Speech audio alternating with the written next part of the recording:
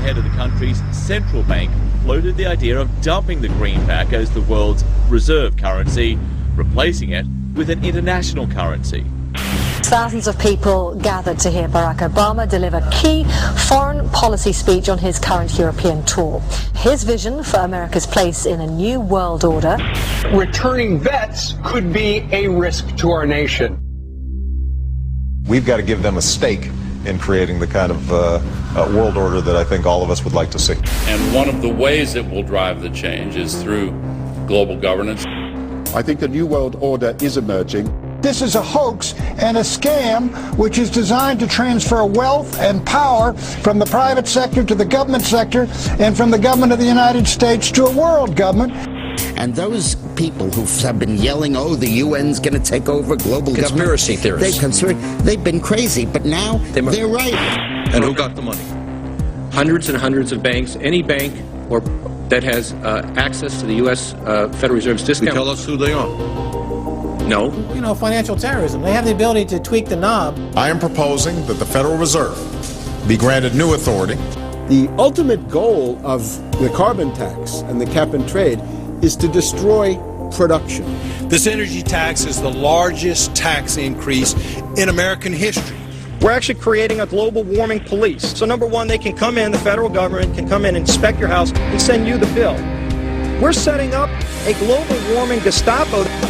And one of the things that if you talk to our generals, they are desperate for is a civilian counterpart to our military forces. I am fierce. And this is what I wear.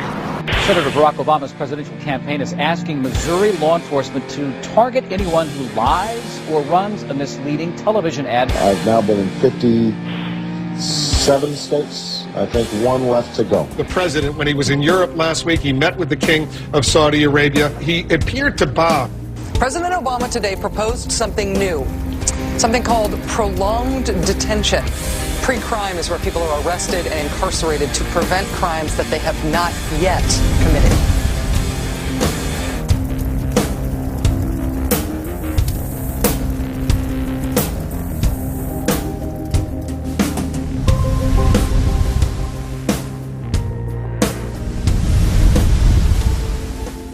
It's the World Wrestling Federation. It's the Washington Wrestling Federation. They put on this show that they're bitter rivalries, you know, villains, and they really don't like each other. But behind closed doors, they buddy up for a drink and make deals. Both the Republican and Democratic parties are owned by the same global elites. And on issues that matter to those global elites, they act as one. They've wrapped themselves in the American flag, and they've talked about preserving American heritage and principles, and all the while they're working to merge us into a new world order where our sovereignty will be destroyed. We'll lose all connection with our American heritage. With Bush, you knew exactly what you were getting. It was there was no iron fist in a velvet glove. It was just the iron fist. Whereas with Obama, you've got the velvet glove and the iron fist. You know, a very sharp guy, very smooth, knows exactly what he's doing. For that reason, far more dangerous than Bush. Well, at the end of last year, I was willing to give Obama the benefit of the doubt. I thought it was premature to write this guy off. But now that he's been in office for a while, it's obvious that he is very tight with the Goldman Sachs and JP Morgan's on Wall Street, and he is extremely compliant and pliant to the wishes of the large banks, going back to what we saw with Robert Rubin under the Clinton administration, changing laws in favor of the banks, and he's not doing anything to stop the banks. He's helping the banks continue to do what they were doing under Bush. So in fact, he's just a continuation of Bush on the subject of markets and finance, which is the most important part of his policy right now. People who voted for Obama wanted real change, and they're getting platitudes, they're getting a lot of nice talk, but nothing in the way of concrete change is taking place. In this town, business as usual. There's one puppet master that controls the left, and there's the same puppet master controls the right. They control the Republican Party, and they control the Democratic Party. This is not a party issue. This is not a left-right issue. The question is, who should government serve? And it should serve the people. In fact, government is just a tool of the dominant minority that uses economics and government law to enforce upon the public various mandates. The right-left paradigm in the U.S. and in U.S. politics is taken directly from the commercial world and the corporate world. In the business world, you have Coke, Pepsi. You have McDonald's, Burger King. You've got AT&T and Verizon. You've got duopolies. And a duopoly gives the illusion of there being some competition and some choice. And it looks a little bit better than a monopoly. So, for example, in communist Russia, if they had communist Russia red and communist Russia chartreuse, there would have been the illusion of choice and something akin to democracy in Russia. But they simply said, forget it, we're just going to go with red. In the U.S., they have this left-right paradigm, which, unfortunately, it doesn't take them out of the hard, cold fact that there is no choice. There's no social justice. There's only one choice, which is to supply more rent to the rent seekers who have now taken the whole system hostage. We've seen the limitations on government whittled away. We have seen this erosion to the point where today it seems like nobody does care. And right now in Washington, D.C., we have seen a fall of the republic. If the United States doesn't have its Bill of Rights and Constitution, it doesn't exist anymore. It's just more real estate, more dirt. And that's what these global corporatists want.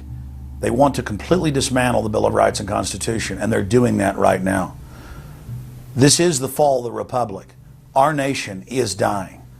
We, the people that live in this fine country, need to stand up, get involved, and take the system back.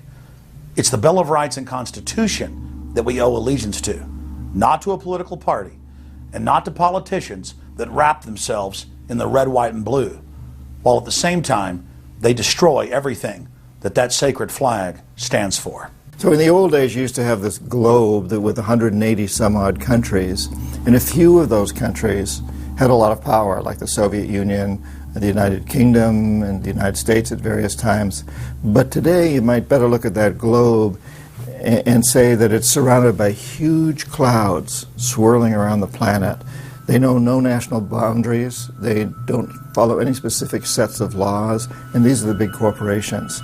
They basically control politicians around the world because they have all the money, and politicians always need money to get elected or to run their governments if they're not democratically elected politicians. They control the mainstream press, either through outright ownership or advertising budgets. They have massive amounts of lobbyists in Washington that have tremendous influence on our president and Congress. And they really are calling the shots. They form partnerships with the Chinese and the Taiwanese and the Tibetans, or with the Israelis and Arab nations, with Brazilians and Indians, with whatever country and whatever group of people has resources that they covet. And so for the first time in history, we really have this new form of an empire. Baracka Obama is a puppet of the New World Order to bring in a World Bank, to destroy the economy of this country, and to bring in global governance.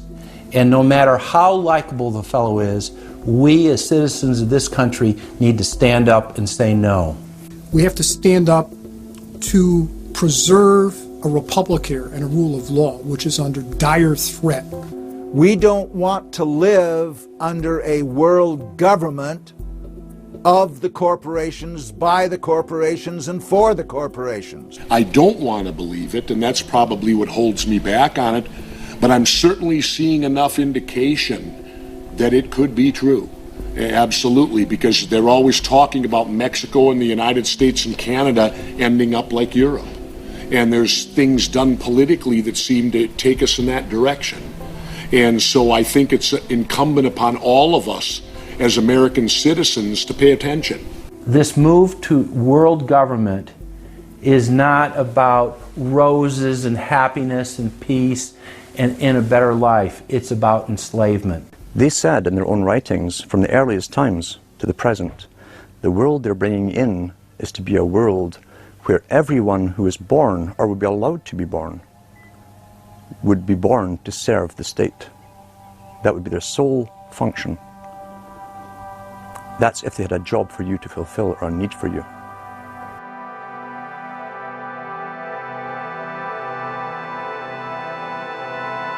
July 4th, 2009. Across the United States, citizens gathered to celebrate the Republic's founding 233 years before. Most people in the crowds were aware that America was going in the wrong direction, that things were changing for the worse. But few could grasp the sheer magnitude of corruption and looting running rampant like a disease through the heart of the nation. The engine of America's greatness is not just its liberties, but the people's willingness to fight to keep them.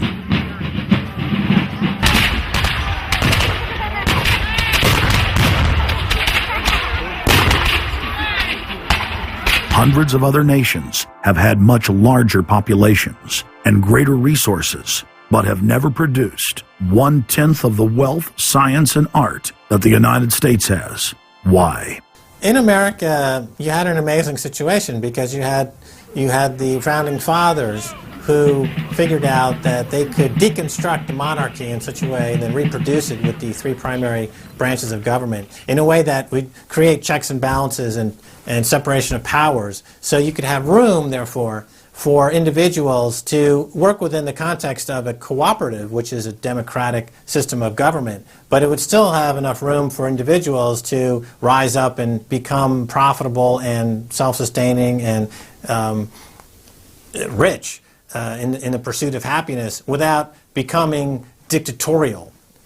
But unfortunately, over the years, since all of those separation of powers have been cut away, and all of the beautiful design by the founding fathers has been co-opted by one corporate entity, one corporate communist entity, you don't have that anymore. So what we have, we're back to where we were before the revolution. You have one monolithic state. For the first 100 years or so of the United States, after the 1700s, when we freed ourselves from British rule, no corporation was given a charter in the United States unless it served the public good. It had to prove that.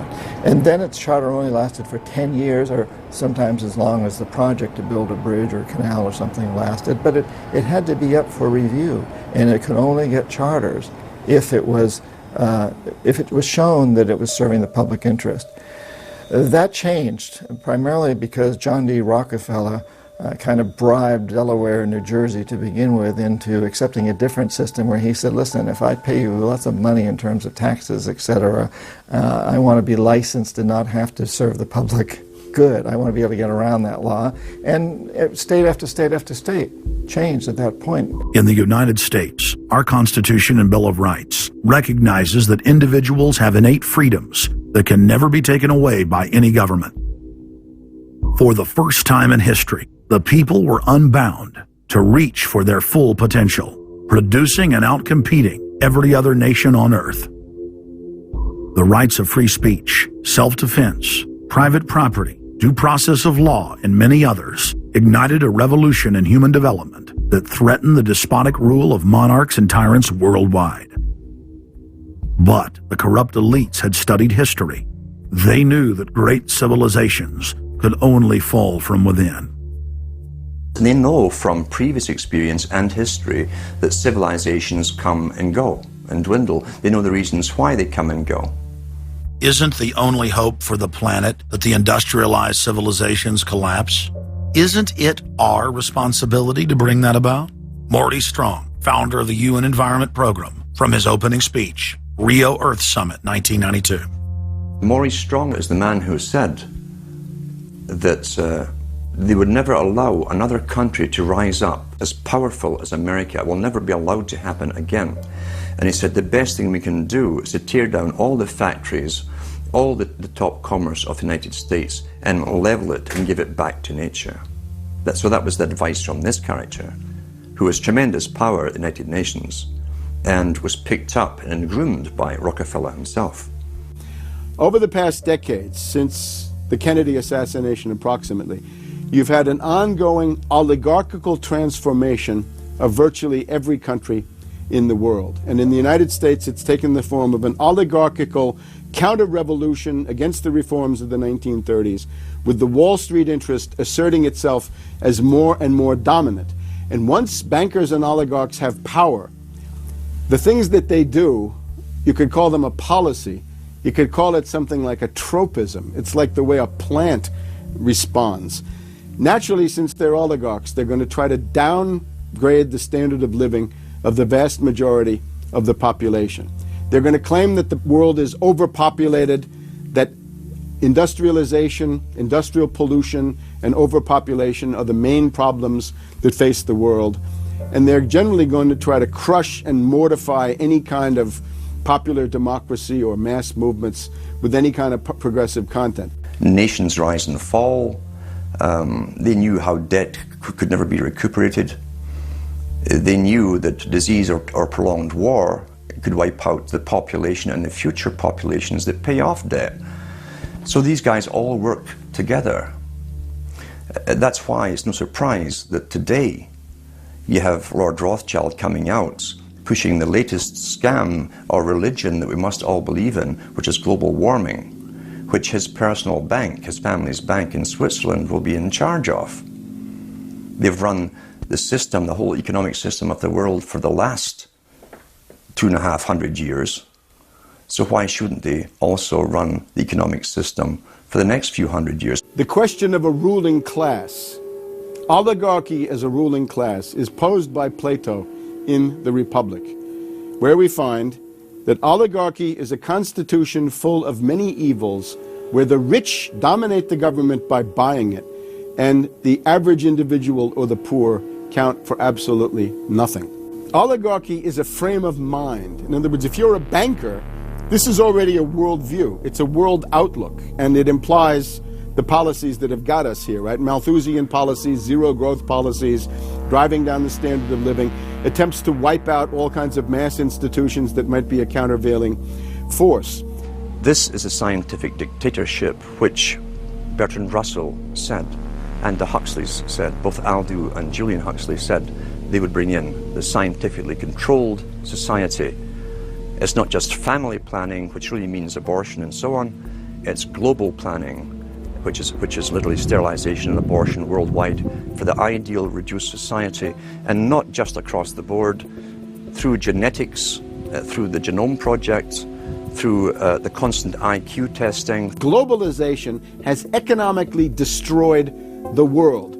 You've got at least 40 to 50,000 people who die every day worldwide from starvation, malnutrition, and diseases which can be cured for pennies, such as diarrhea.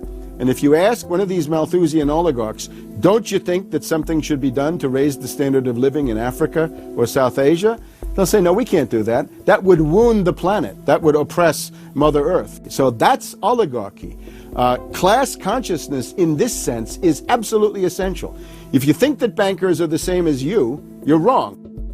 F. Scott Fitzgerald once told Hemingway, you know, the rich are different from us. And Hemingway said, yeah, they have more money. And F. Scott Fitzgerald replied, no, it's something much deeper. It's a whole different world. To be an oligarch, to be a Rockefeller or something of this sort, means that you're in a completely different world with values which are the reverse of human values. Now, if you allow the oligarchs to continue to dominate, the destruction of world civilization is a matter of a few decades at the very, very most. So, choose. To force their agenda through, the elites are employing one of their favorite tools, artificial crisis creation, also known as the Hegelian dialectic of problem-reaction-solution. You never want a serious crisis to go to waste. And what I mean by that, it's an opportunity to do things that you think you could not do before. The Earth's ruling elite are first and foremost monopoly men. The founder of the Rockefeller clan summed it up simply when he said, competition is a sin. Rockefeller himself said that competition was a sin. And people quipped at that, thinking it was one of his little jokes. He made many jokes about saving pennies and stuff like this. But in reality, he was telling you a truth, that competition to a man like him, who worked for a much larger organization, competition truly was a sin. And The cartels that have been formed ever since have become much bigger, more powerful. Cartels which can literally command governments, sometimes to go to war on their behalf, have occurred. The economic crash of 2008 and 2009 was an engineered crisis designed to cripple sovereign nations globally to make way for a world currency and a new Bank of the World. China's holding, what, 1.5 trillion worth. All over the world, they're holding U.S. currencies. They want to get out of them in a way where they're not going to lose on their investments. There's going to be a world currency. There's going to be a new reserve currency. They're going to push it through the IMF. That's going to be the banksters that are going to be in charge of it. It's going to happen, and it's going to happen sooner rather than later. There was also a question to Geithner, do you think that the U.S. dollar ought to be replaced? And he blew it. He had a moment of candor where he said, yeah, we're considering that. So on that day, the dollar went down 1% within a couple of minutes. Chinese government proposal about a global currency and about the IMF regulations, the new IMF idea about general agreements to borrow and having a faster ability to disperse to the emerging markets. As I understand this proposal, it's a proposal designed to increase the use of the IMF's special drawing rights. We're actually quite open to that suggestion. Timothy Geithner's comment about global currency is not off the table because it's not off the table and it's going to come. The whole world is ready to bail out of bucks. They just want to do it in a way where they're not going to lose on their investments. That's all that's going on. All the people around the world, the Japanese who have $1 trillion, the Chinese who have $1 trillion, the Saudis have $1 trillion, the Europeans something similar, they're all going to dump it at the same time. The rush for the exits. And that will then create hyperinflation. When America finishes supplying the manpower and the military for standardization of the world into the one system, and they want a secular world society with a hint of greening and Gaia worship for sustainability reasons. America, as they're finishing off this agenda, they'll be pulling the rug from underneath Americans at home at the same time towards the latter stages. When the dollar starts to slide, and this was always the nightmare of Paul Adolph Volcker, who is now sitting in the Obama White House, once the dollar starts to go, there's nothing to stop it. There's no useful way that you can stop it once it begins to gather momentum. So I think we're facing the probability of some form of dollar panic combined with hyperinflation sometime during the Obama presidency. They're now pulling the rug away from under the feet of the people. They're becoming rapidly a non-manufacturing country. Any country that can't manufacture its own goods, even for self-defense, therefore is no longer sovereign, independent, and able to sustain itself, which tells you that this is all part of the plan. It started with the very beginning when you established that there was a Federal Reserve System given the power of the state to create money out of nothing and to do so without any regard to the will of the people, without any regard to what's behind the money system. In other words, strictly political and economic motives for the bankers and the politicians. Once you granted that power to a group, the Federal Reserve System, the economic crisis was inevitable. This has happened before. Every time in history when the government was given the power, or a group of banks in conjunction with the government was given the power to expand the money supply at will, those economic systems always wound up in crisis and always collapsed. So there's no reason to believe that the United States was given some kind of a get-out-of-jail-free card, an exemption from the processes of history. So the economic crisis began at the very beginning, and as a matter of fact, when the founders of the Federal Reserve System met on Jekyll Island back in 1910 and were drafting the Federal Reserve Act, one of the things they discussed was how to pass on the inevitable losses to the taxpayers.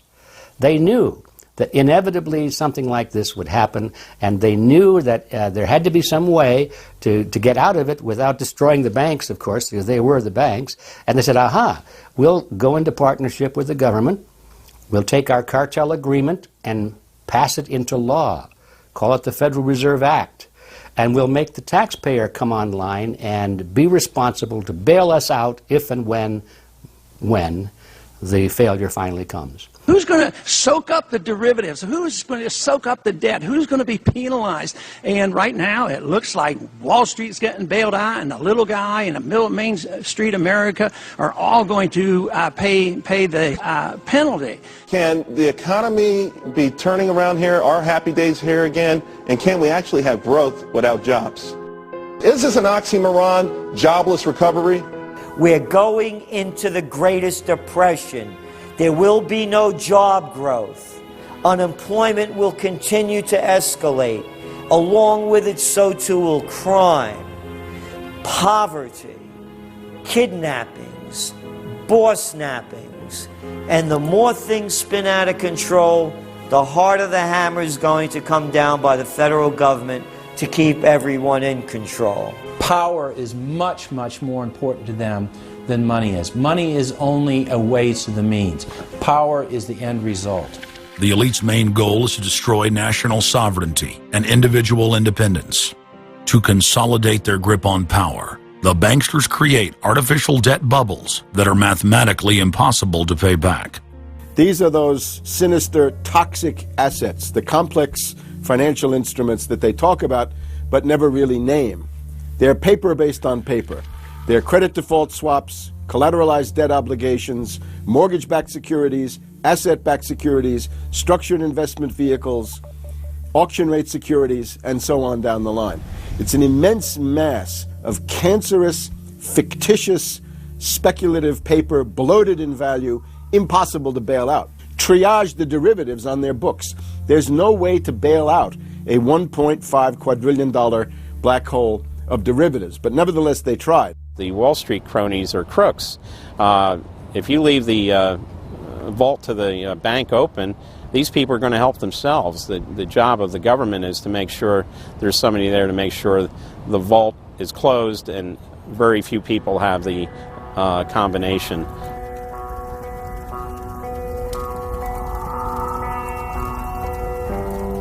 I'm William K. Black, Associate Professor of Economics and Law at the University of Missouri at Kansas City. I was a senior regulator in a number of different positions during the heart of the savings and loan crisis. On a staff level, I led the re-regulation of the savings and loan industry. The purpose of regulation and effective criminal prosecution is to make sure that cheaters don't prosper, that honest manufacturers win in competition. The primary driver of the current crisis is accounting control fraud. These are frauds led by the CEOs of the major lending institutions and major banks and institutional buyers of toxic waste product. How did it start? It started with mortgages, particularly non-prime mortgages. In September of 2004, the FBI warned that there was an epidemic of mortgage fraud, their words, and that this epidemic of mortgage fraud would cause an economic crisis at least as large as the savings and loan debacle if it wasn't stopped. The FBI found that 80% of the mortgage fraud was being induced by the lenders, not by the borrowers. You know, much of the rage has been against the borrowers, but if you want rage, it should be at the CEOs who became fabulously wealthy by following a strategy based on fraud. The Wall Street people and their friends here at the Federal Reserve and at the U.S. Treasury and down the Washington Mall here at the U.S. Capitol. That's where the damage was done, and if people want to vent their anger, they need to vent it against these people. Between the Bush-Paulson administration and the Obama, Summers, Geithner, Volcker administration, there's really a total continuity of economic and financial policy. Geithner was on board at the Fed, the New York Fed, dealing with all these institutions. He didn't get it. And then we had this fellow who came up afterward, Mr. Friedman. He was on the Goldman Sachs board, and he didn't last too long as a Fed chairman. Why? Because he had a conflict of interest. Is it possible that there's so much conflict of interest here that all you folks don't even realize that you're helping people that you're associated with, and you should be recusing yourself for America's ethics? I behaved with the...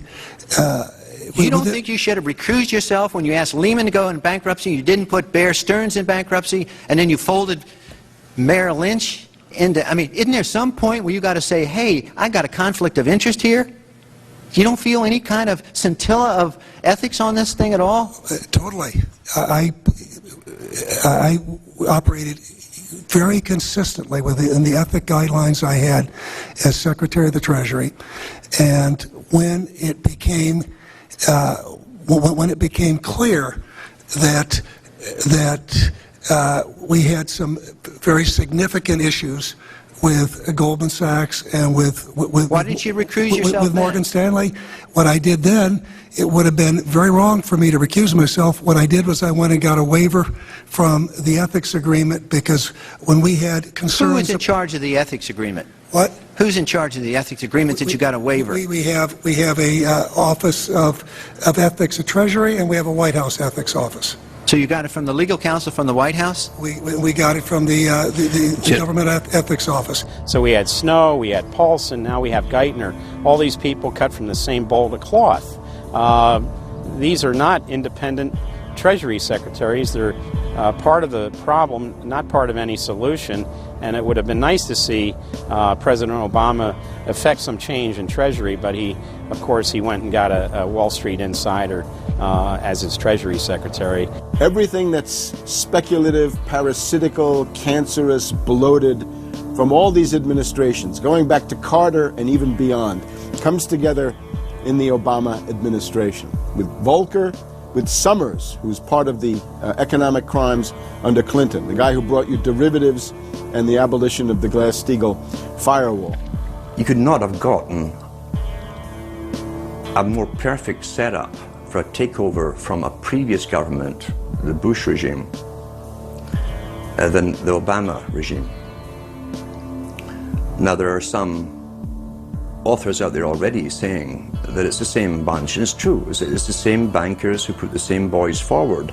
Obama, far from helping the public and giving them something new or giving them more power and say over their own affairs, has actually sided immediately with the bankers who once again have robbed the public blind, and now they must get bailed out by your tax money. Obama does it all with left cover. He makes you think that he's somehow different from Bush, that this is somehow benevolent, that he cares about the poor. And in reality, this is the cruelest hoax and the most bogus sham. Obama is 1,000% devoted to Wall Street interests.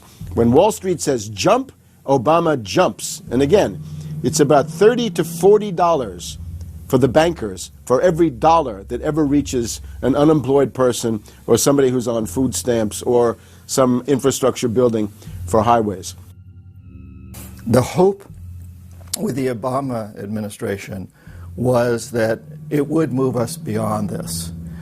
But unfortunately, what we're seeing more and more is that Obama has brought in many of the economists who bought into the system in the past.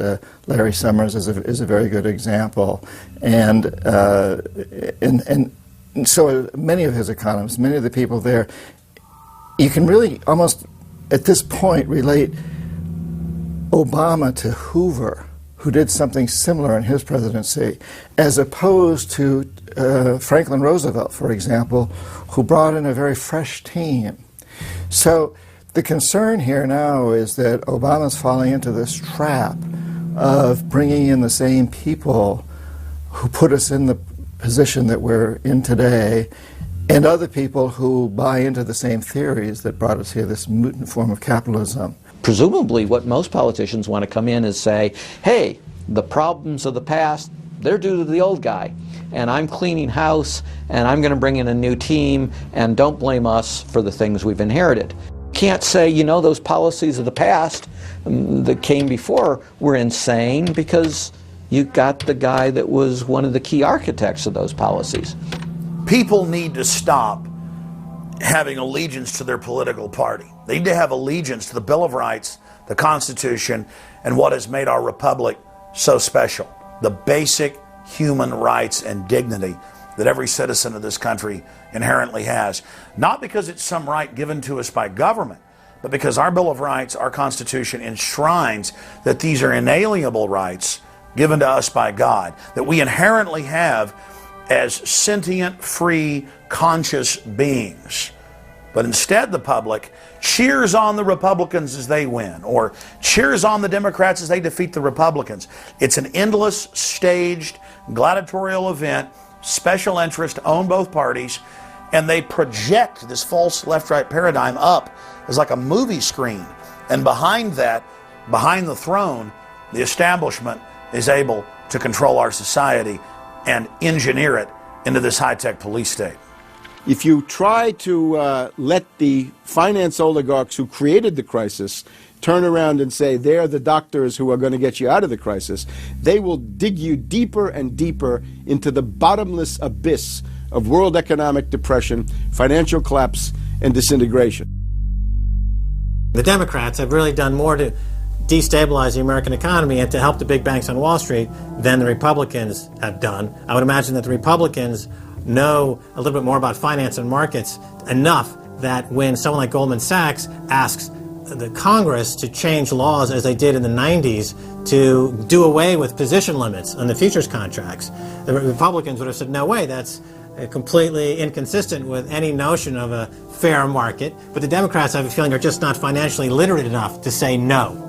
And I think that Goldman has very shrewdly positioned themselves with the Democrats, because the Democrats typically, like many NGOs that I've run into, they seem to have a complete inability to comprehend these issues of markets and finance and how it relates to social justice. So under the Democrats, we also saw the repeal of Glass-Steagall. Glass-Steagall said there's an inherent conflict of interest between the commercial banking side, which is the lending side, and the investment banking side, which is taking an ownership position. And we have to end this conflict of interest by separating these two entities. You can have investment banks and you can have commercial banks, but they have to be separate. Do you think that the repeal of Glass-Steagall was a tragic mistake?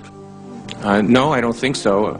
You could be a commercial bank like Chase Manhattan, or you could be an investment house like J.P. Morgan, or a bank like Bank of America, or an investment house like Merrill Lynch. But you couldn't be both. And as the 90s went on, the screaming hyenas of Wall Street were demanding that this prohibition, this regulation, be abolished. This was an illegal and inappropriate form of casino. The derivatives were being used, and they were being unregulated, and people were getting 30 to 1, 40 to 1, 50 to 1, and sometimes 100 to 1 profits on the way up. And remember, derivatives are a zero-sum game, so there's nothing there. It's not like a piece of stock in General Electric or Ford or something like that where there's supposed to be some value. Derivatives have no value. But the very people, Summers and Gettner and all the people at Goldman Sachs and J.P. Morgan who created these things made not millions or billions but trillions on the way up. And now that these things are crashing, the very same folks are now put in charge of regulating these things and in charge of the bailout, and they are giving money to the very rascals that created this problem, took the profits. The problem cannot be fixed. And this is on Obama's watch right now. You have so many different schemes and mechanisms at play.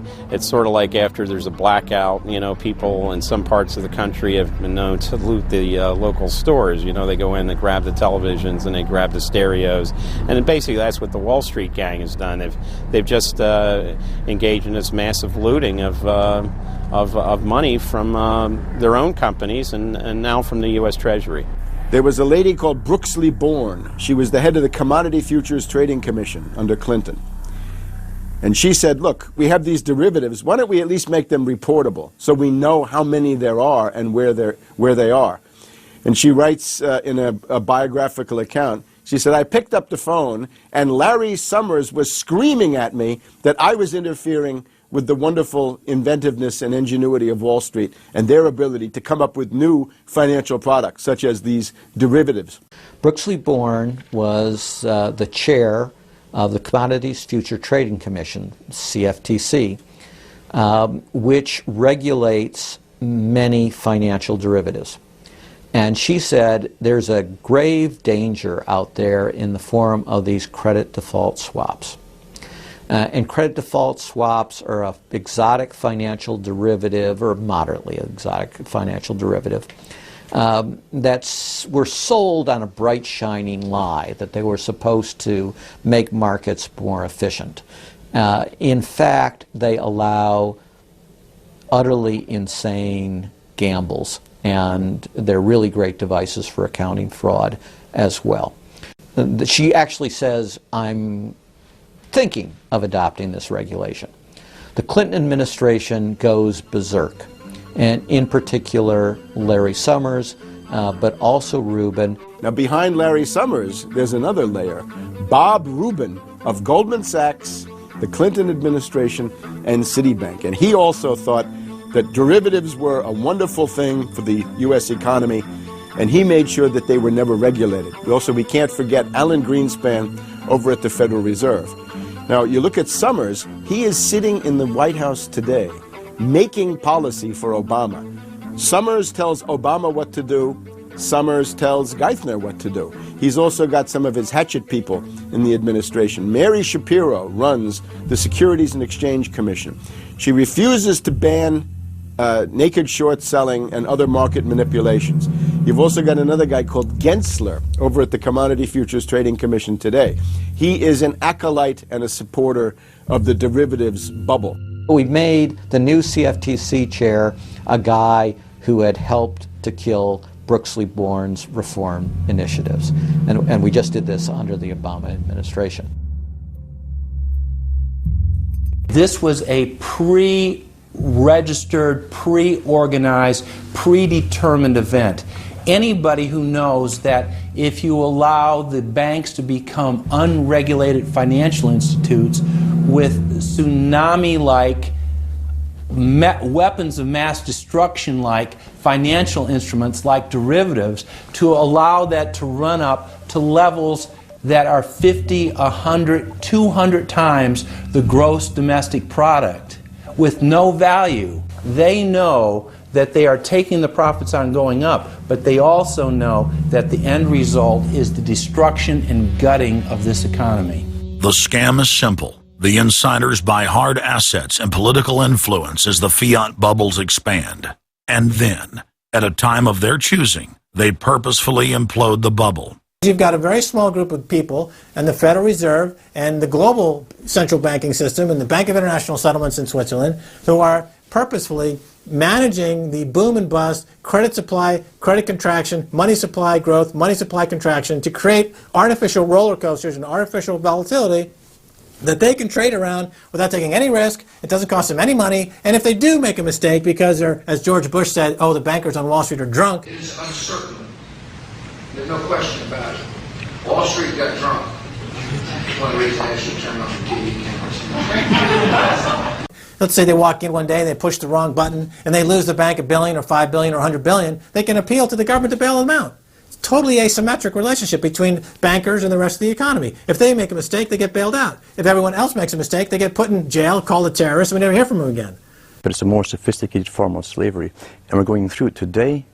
We see the taxation is going up all the time with the supposed crash of the banks that was not a happening out of the blue. It was set up for this time. They could have kept it going for another few years if it suited them, and then crashed all the bubbles. But now is the time. As they say in their own writings, now is the time. One of the great benefits of an economic model from an economist standpoint is you can basically get whatever results you want. You can manipulate the inputs to make that happen. And that makes it a very easy tool to use to hoodwink other people. These manufactured, these engineered financial catastrophes are the result of a central banking system that has the ability to add and subtract credit, add and subtract dollars and money at will to create this roller coaster effect. Because unlike most people, the banks are able to make profits as easily on the way down as they can on the way up in any given situation. Volatility is great for banks and professionals. Volatility is not great for the most average people. Their operatives in government and media then hold the economy hostage by issuing the ultimatum: give us unlimited bailout money or the economy dies. What's being used is what I call, to try to get the money, is what I call the suicide threat, where, you know, if anybody has ever seen the movie Blazing Saddle, the sheriff is surrounded by hostile town folks. He takes out his gun, points it at his head and says, you know, don't move or I'll shoot. Well, that's what the big banks are saying. You know, give us unlimited cash or we'll die. And if we die, you'll die, because we're too big to fail. It is a false flag attack, because Hank Paulson will get up in front of Congress and say, we need $700 billion because that thing, that existential threat, the market is attacking us, and we need this handout to fight Mr. Market. Mr. Market is out there. We need to fight Mr. Market. It's an existential threat. Meanwhile, he is Mr. Market. He's the one causing the problems. We had Paulson, a representative of Goldman Sachs who happened to be running the U.S. Treasury, came forward with a hysterical briefing for the Congress saying, we, the Wall Street bankers, demand $700 billion in bailouts. So they say, yes, we'll give you all the money you need. Well, you know, these are arsonists. Paulson, Tim Geithner, Bernanke, they're arsonists. They're asking for more matches. And the Congress is saying, who do we make the check out to? Who do we send these matches to? Who do we send the matches to? Is a ton of matches enough? Can we send you some gasoline to go with those matches? They're like, yes, please. Don't change our management. Don't pay us what assets are worth. Pay us way more than what our assets are really worth. Don't make us use honest accounting. Allow us to lie. We've just, under congressional pressure, changed the accounting rules for the express purpose of making sure that the big banks don't have to report honest losses. The only way they can pass this bill is by creating and sustaining a panic atmosphere. That atmosphere is not justified. Many of us were told in private conversations that if we voted against this bill on Monday, that the sky would fall, the market would drop 2,000 or 3,000 points the first day, another couple thousand the second day, and a few members were even told that there would be martial law in America if we voted no. That's what I call fear-mongering. We have, you know, people in the government threatening martial law or things to get their way in the executive branch against Congress.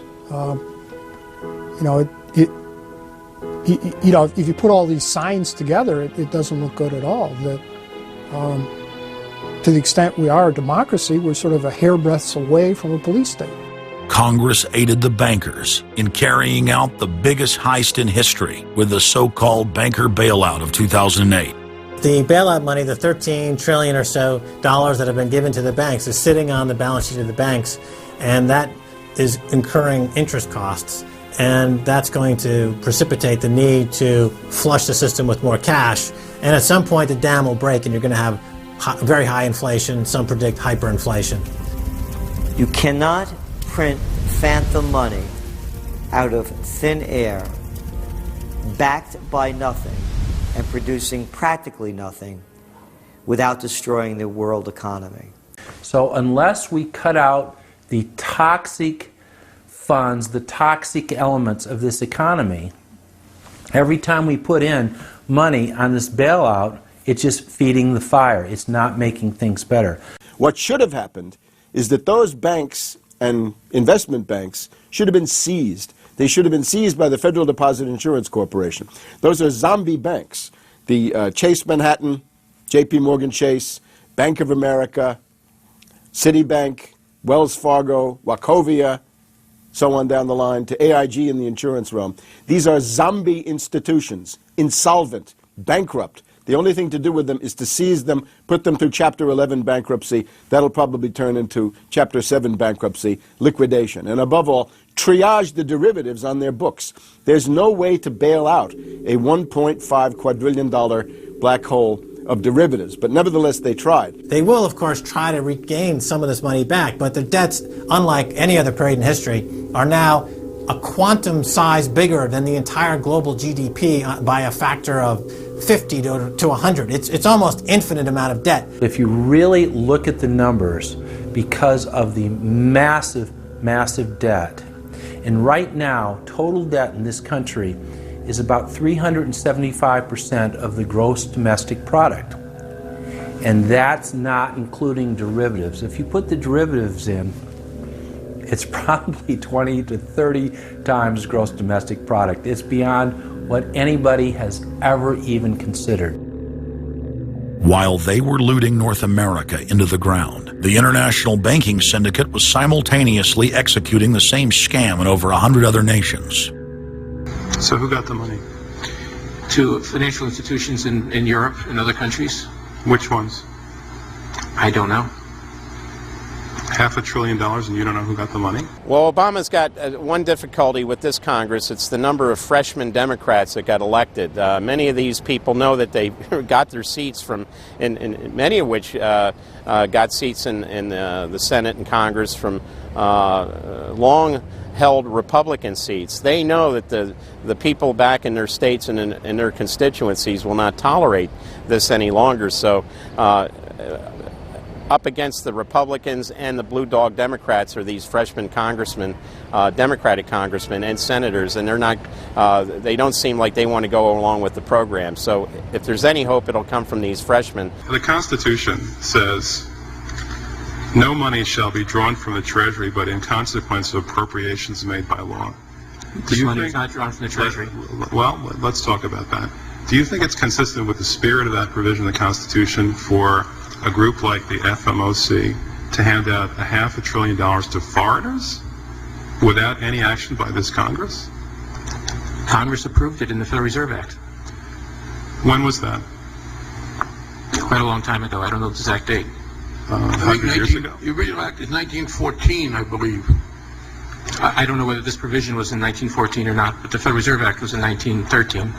All right, and at that time, the entire gross national product of this country was well under $500 billion, wasn't it?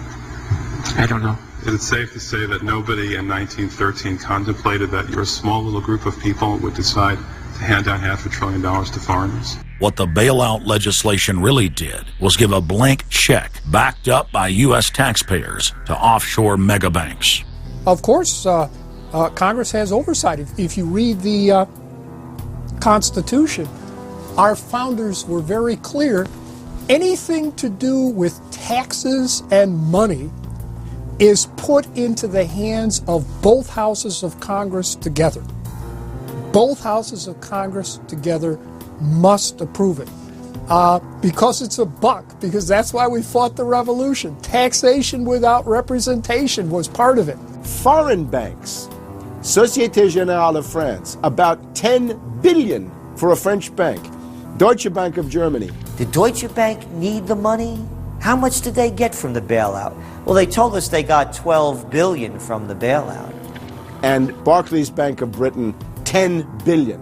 So you're up to almost $50 billion to bail out a series of foreign banks that were derivatives counterparties of AIG, plus Goldman Sachs. This is the biggest swindle, not only in the history of the United States, this is the biggest swindle and transfer of wealth in the history of the Western countries.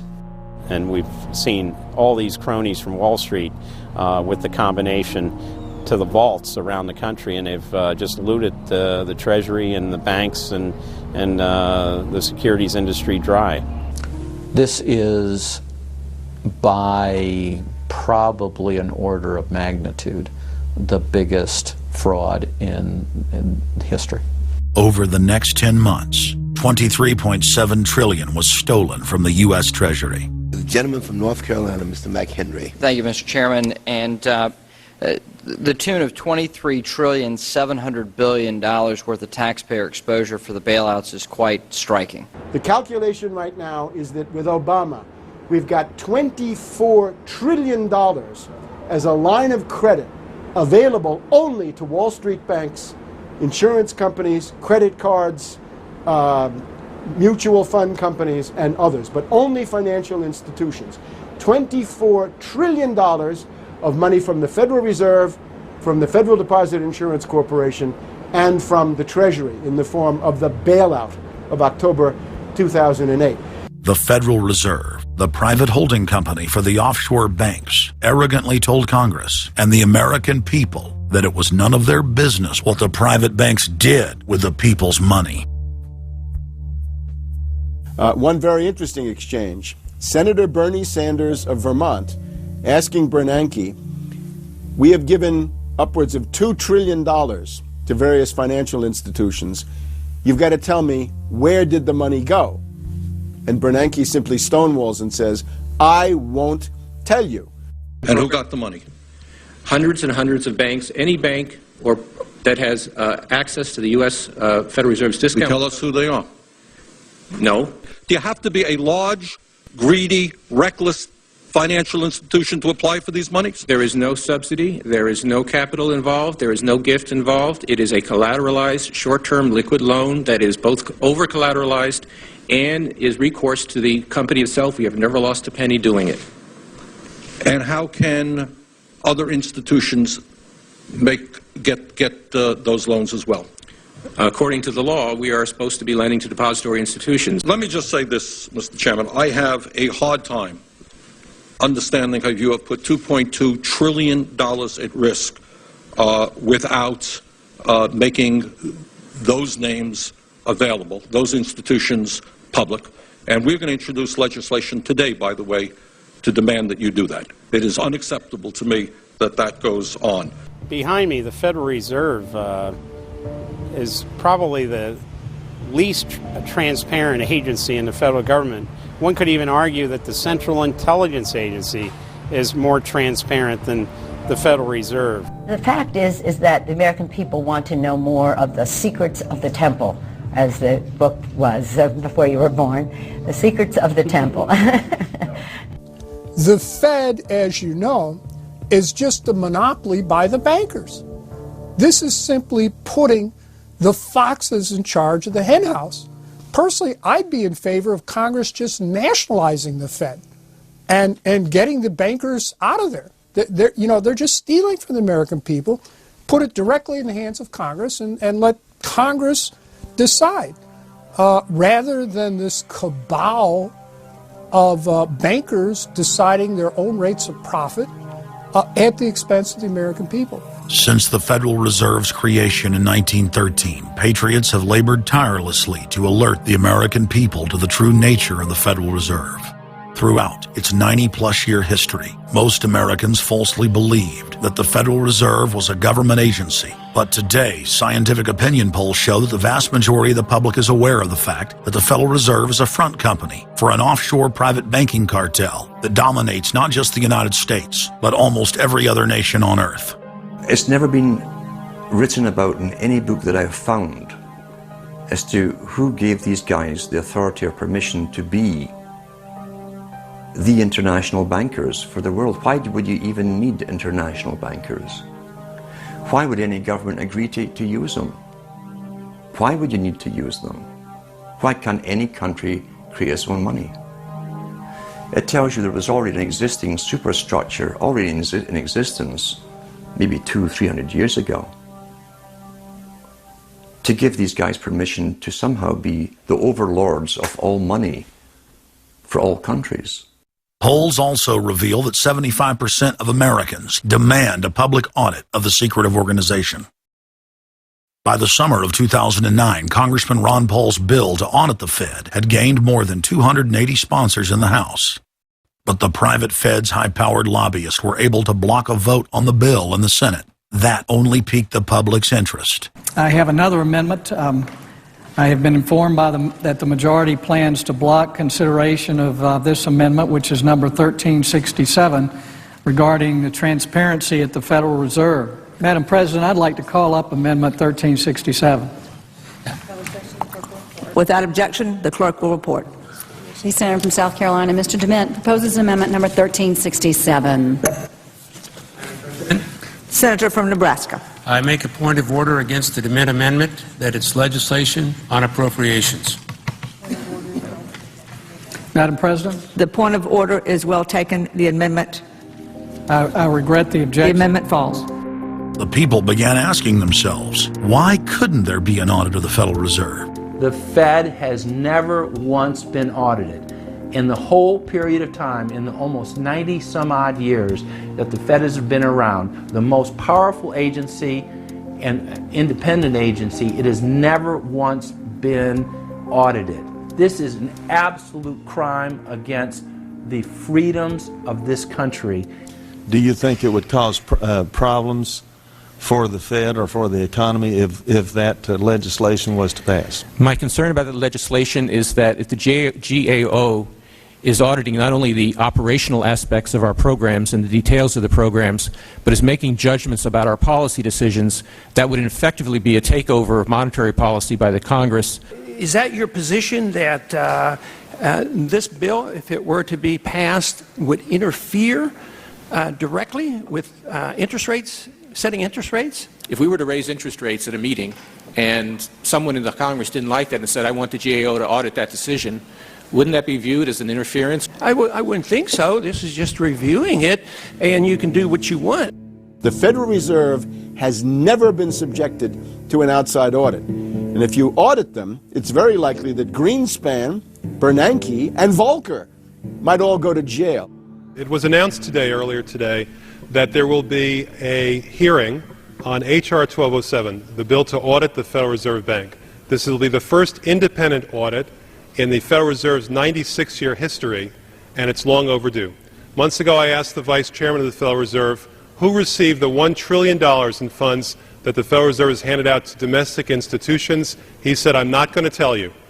And then more recently, the Chairman of the Federal Reserve, I asked him who receives the $500 billion, we're talking about $500 billion, that the Federal Reserve handed over to foreign central banks. Who did they disseminate that money to? And he said, I don't know. $500 billion, and he doesn't know. It's long overdue. We need to audit the Federal Reserve, and I'm happy to say that we're going to have a hearing on that very soon. The only way, really, America can get out of the current mess is you've got to shut the Fed down completely, get rid of the Fed. You've got to put the money printing mechanism back under the roof of the federal government instead of outsourcing it to the Fed. Why were the bank's front men, Alan Greenspan and Ben Bernanke, all over the news saying that they were above the law? What is the proper relationship, what should be the proper relationship between a chairman of the Fed and a president of the United States? There is no other agency of government which can overrule actions that we take. What the relationships are don't frankly matter. A grassroots movement demanding that the private Federal Reserve be nationalized exploded in size across the country. The momentum had shifted. Now the arrogant central bankers were the ones running scared. They had planned to use their stage crisis to bring in an all-powerful central bank of the world. Immediately, every country goes into action at the same time. The International Monetary Fund is mentioned at the G20 meeting. They say that it must be brought to its full power, and we need a Bretton Woods Part 2 for world taxation. What is global government? For decades, the media denied it existed. But now they're saying, oh yes, there's going to be a global government, a new bank of the world, and we're going to pay our carbon taxes to it. What is it? It's nothing more than a private, hostile, corporate takeover of every sovereign nation on earth. And then when you look at the philosophy of these global corporate chieftains, it is one of domination of the poor, domination of the population. It is a view that human life just isn't cheap. No, human life is a negative. And so no matter what they do, they have the rationale that it's in the greater interest to get rid of more human lives. They are so arrogant and they're so sure of themselves, they're saying, yes, we created the European Union, we created the Euro, and these are from the people of the Bilderberg. We are going to create a World Bank. We're going to create a world government. They're saying it out loud and clearly. Suddenly, across the planet, their regional front banks had been identified by sovereign populations as the illegitimate shadow governments that they are. The controllers had moved too quickly and revealed their hand. Populations around the globe were seeing through the establishment's facade, past the puppet governments, and to the global architects that were pulling their strings. Where are the American people? Why have they lost their dignity? What is stopping them from speaking out? Why have they become little mice that follow Pied Pipers? How can they look up to these pathetic politicians? Go sit down. I have a question for this young man. He has the right to be represented. I'm his father, and I want to talk to you face to face. Crooked you are. Why not a lobbyist with all kind of money to stuff in your pocket so that you can cheat the citizens of this country? So I'll leave, and you can do whatever the hell you please to do. One day God's gonna stand before you, and he's gonna judge you and the rest of your damn cronies up on the hill. And then you will get your just desserts. As the public begins to awaken to the fact that Barack Obama has cold-bloodedly betrayed the pledges he made to the American people, the establishment media and Democratic leaders have invoked the tactic of divide and conquer. I think they're astroturf. You be the judge of carrying swastikas and symbols like that to a town meeting on health care. An overwhelming portion of the intensely demonstrated animosity toward President Barack Obama is based on the fact that he is a black man. Desperate to ram their agenda through, they have played the race and class cards. You start to wonder whether, in fact, the word socialist is becoming a code word, whether or not socialist is becoming the new N-word. When I heard people going after the First Lady and the number of staff people they have, it sounds racist to me. It is essential that the establishment play the population off against each other, along the lines of Republican, Democrat, liberal, conservative, black and white. As long as the people are fighting with each other, they can never get together and remove the corporate dictatorship that has criminally seized power through the national security state.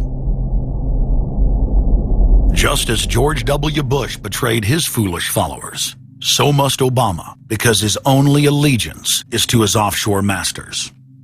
President Obama today nominated Ben Bernanke for a second four-year term as Federal Reserve Chairman. The president called his actions on the global financial crisis bold and out of the box. As an expert on the causes of the Great Depression, I'm sure Ben never imagined that he would be part of a team responsible for preventing another. But because of his background, his temperament, his courage, and his creativity, that's exactly what he has helped to achieve. And that is why I am reappointing him to another term as chairman of the Federal Reserve. So Obama has made it quite clear by his actions, never mind his words, his actions, as to who owns him, who he works for, and who he serves. And it's not the American people. It is so obvious to anyone paying attention that the President of the United States is not the real person in control. Whether it is Gerald Ford or Jimmy Carter or Ronald Reagan or Clinton or Bush, Obama is no different. And to think that he is an independent figure is just crazy. And as Franklin Delano Roosevelt said, presidents are selected, they are not elected. Obama pledged that he would end NAFTA and GATT, and has since fought to expand both of them. Obama promised that he would have the most transparent administration ever, and he is already more secretive than Bush and Cheney ever were, even making it a secret who visits the White House. I can make a firm pledge. If your family earns less than $250,000 a year, if you make less than $250,000 a year, if you are a family making less than $250,000 a year, you will not see your taxes increased a single dime. You will not see your taxes go up. You will not see your taxes increase one single dime. Not your capital gains tax, not your payroll tax, not your income tax, no taxes. Not your income tax, not your payroll tax, not your capital gains taxes, not any of your taxes. Not your payroll tax, not your capital gains tax, not your income tax, no tax. Your taxes will not go up, because the last thing you need is higher taxes when we're in a recession like this, and you won't get one under an Obama administration. Obama made the centerpiece of his campaign the pledge that taxes would not be raised on anyone making under $125,000 a year. He has since gone back on that promise as well, and has proposed new taxes on payroll, energy, home mortgage deductions, and scores of other taxes. He made a pledge. He said, I'm not going to raise taxes on anyone making under $250,000. Is that pledge still active? We are going to let the process work its way through it. So it's not. So it's not. So it's not. We're going to let the process work its way through it. All right? The Senate is looking especially at this issue of capping the deductions for health care that employers and employees now get. That would be an tax increase for many families earning under $250,000, but the president said he was open to it, so that means that the tax pledge he made back in September is no longer operative? Obama said he was going to abolish the Patriot Act. He now vigorously defends it. We saw the same type of flip-flop when it came to warrantless wiretapping of the American people. Look what Obama's done with wiretapping, surveillance. He's brought it to heights even beyond what George Bush, the disgusting levels that he brought it to. So we have more surveillance. Now they're talking about, what is it called, Cybercom, the new Pentagon secret cyber society that's going to be watching over us to get those terrorists. We got to get those terrorists. So now they'll be invading our privacy even more. So, I mean, it really almost makes you ask the question, would it have been better if we never invented the internet and had to use paper and pencil or whatever? Now Obama is setting up the Cybersecurity Command, which the government admits completely ends the Fourth Amendment and allows President Obama to shut off the internet in the United States whenever he wishes. Indeed, in today's world, acts of terror could come not only from a few extremists in suicide vests, but from a few keystrokes on the computer, a weapon of mass disruption. As part of the new single national security staff announced this week, I'm creating a new office here at the White House that will be led by the cybersecurity coordinator. This new control grid is administered by the Pentagon. They just want to keep tabs on us. So we're turning into a surveillance, wiretapped government state. The government is taking more and more control over our lives. I can stand here today as President of the United States and say without exception or equivocation that we do not torture. Obama made a show of investigating torture, but has ignored the Army's own detailed investigative reports, which name the torturers that the White House memos document were following the directives of Bush and Cheney, the men who are most guilty for issuing the infamous orders. Some low-level soldiers have been prosecuted for their role at Abu Ghraib, but no senior officer has been held accountable in any of these cases to date. Heidi? I know that these debates lead directly, in some cases, to a call for fuller accounting, perhaps through an independent commission. Now, I've opposed the creation of such a commission. Next, Obama expanded Bush's doctrine of indefinite detention of foreigners without trial to holding citizens without evidence indefinitely, without ever even committing a crime. President Obama today proposed something new, something called prolonged detention. Pre-crime is where people are arrested and incarcerated to prevent crimes that they have not yet committed. Baracka H Obamy, who ran as an anti-war candidate, has continued the war in Iraq, massively expanded the war in Afghanistan, and unleashed a new conflict in Pakistan. Now Obama is promoting the biggest defense budget in history, dwarfing George Bush's war machine. What George Bush has been trying to do as part of his effort to accumulate more power in the presidency is he's been saying, well, I can basically change what Congress passed by attaching a letter saying, I don't agree with this part or I don't agree with that part. I'm going to choose to interpret it this way or that way. That's not part of his power. But this is part of the whole theory of George Bush, that he can make laws as he's going along. I disagree with that. I taught the Constitution for 10 years. I believe in the Constitution, and I will obey the Constitution of the United States. We're not going to use signing statements as a way of doing an end run around Congress. All right? Obama guaranteed that once president, he would stop the unconstitutional practice of issuing signing statements, through which the executive branch illegally usurps the legislative power of Congress. Congressman Kucinich, when he introduced his 60 articles of impeachment against Bush Jr., I think one was the signing statements. The form of the resolution is as follows. A resolution, articles of impeachment of George Bush, President of the United States. Resolved, that President George W. Bush be impeached for high crimes and misdemeanors. Article 26, announcing the intent to violate laws with signing statements, and in violation of his constitutional duty under Article 2, Section 3 of the Constitution, to take care that the laws be faithfully executed, has used signing statements to claim the right to violate acts of Congress even before he signs those acts into law.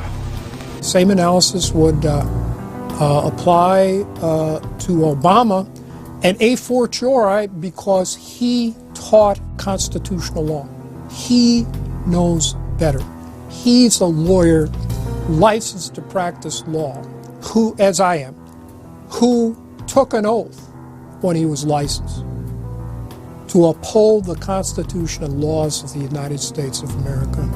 With his signature on the spending bill also came Obama's first signing statement, a presidential declaration freeing him from following some of the bill's contents. I believe in the Constitution, and I will obey the Constitution of the United States. We're not going to use signing statements as a way of doing an end run around Congress. All right? He also promised that he would call on Congress to take at least 5 days to read new legislation before it was voted on. When there's a bill that ends up on my desk as president, you, the public, will have 5 days to look online and find out what's in it before I sign it, so that you know what your government's doing. But from his first day in power, he has aggressively pressured Congress to quickly pass bills before lawmakers and the public even have a chance to see them. Will state his parliamentary inquiry. Madam Speaker, in order to try to figure out what we're doing, how much damage to the country, I tried to get a copy of the bill. We have out here on the table 2454 that has 1,090 pages in it, but I've understood since debate in here that there's another 300 pages that were added in the middle of the night. My inquiry is, how do I get a copy of the other 300 pages that people on here on the floor hadn't had a chance to read or see? Where do we get that before we cram this down on the American people? Is there somewhere physically in the House of Representatives a copy of what we're voting on?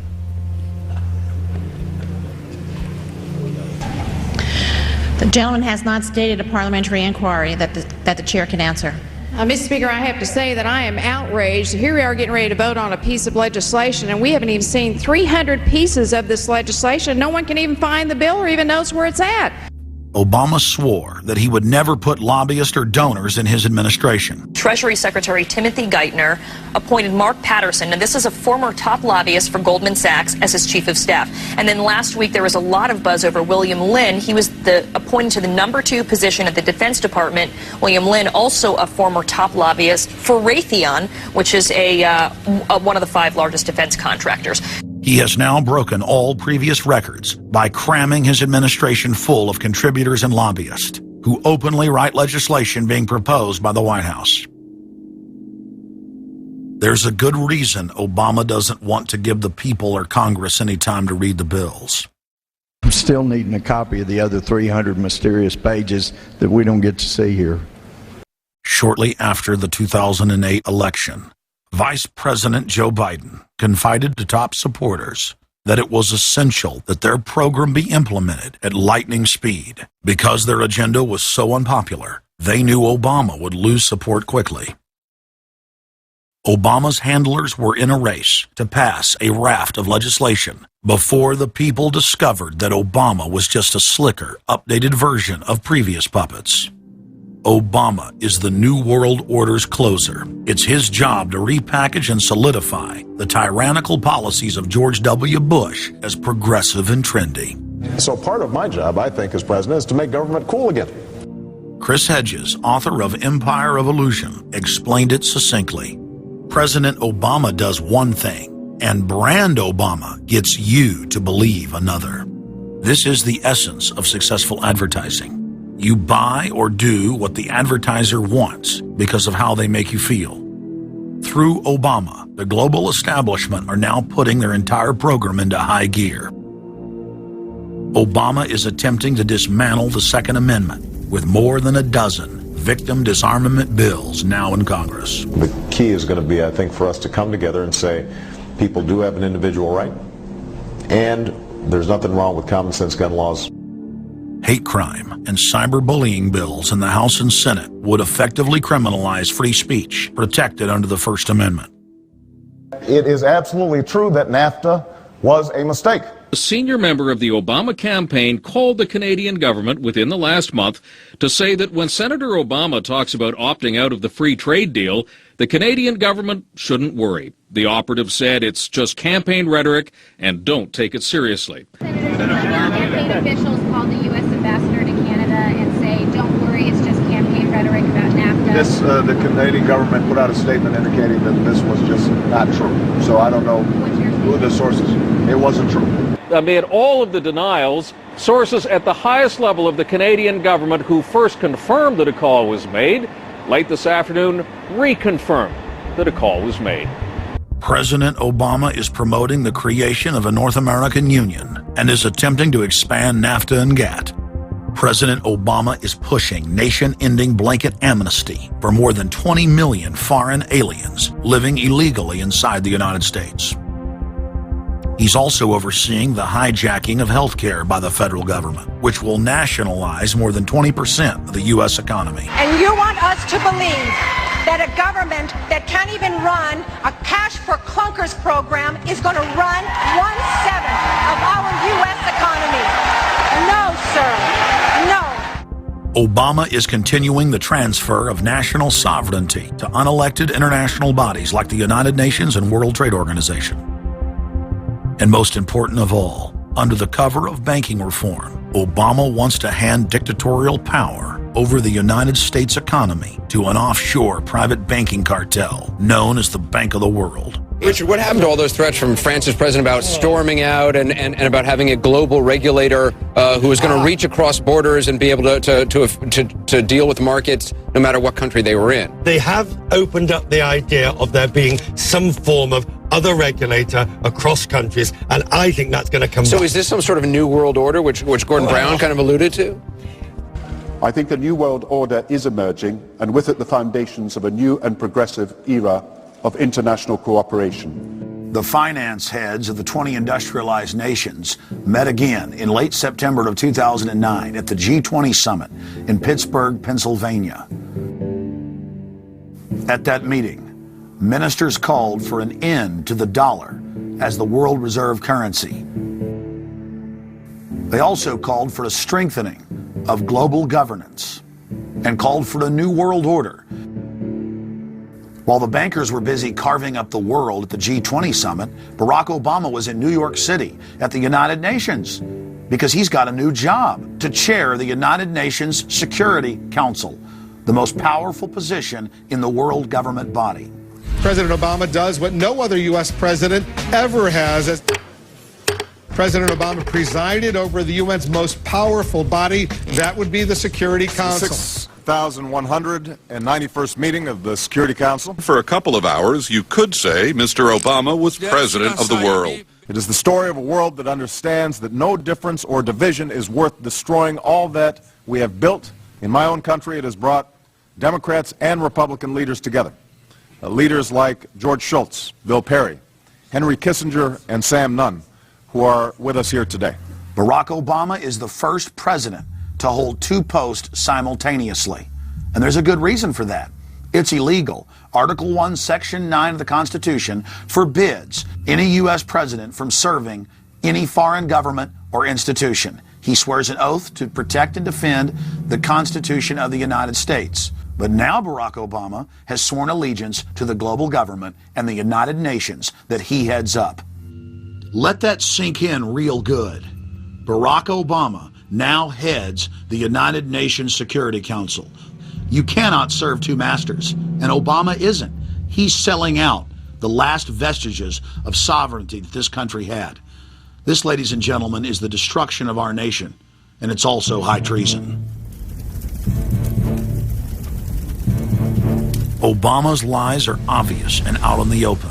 He hides in plain sight. And from the moment he took office, his lies have only increased. Despite the fact that his ratings have dramatically dropped since Election Day, from the mid-80s to the low 40s, a large portion of Americans still gullibly hang on his every word. It is bringing entertainment to thousands of people.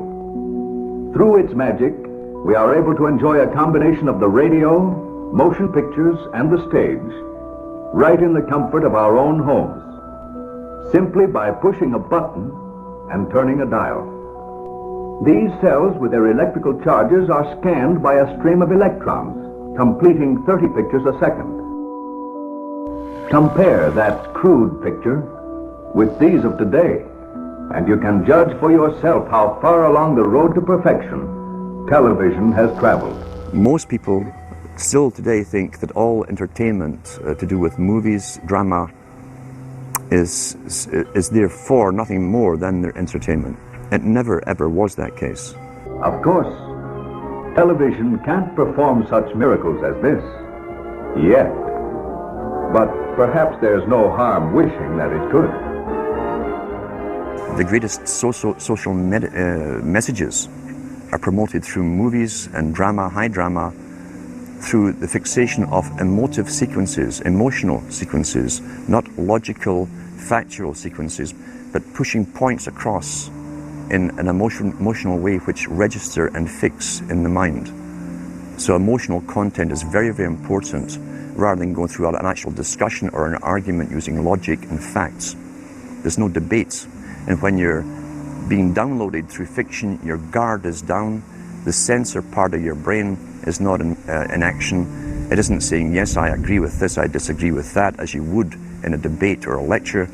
You're actually in an alpha state, being completely downloaded with new ideas. Throughout history, social engineers have refined techniques designed to control large populations.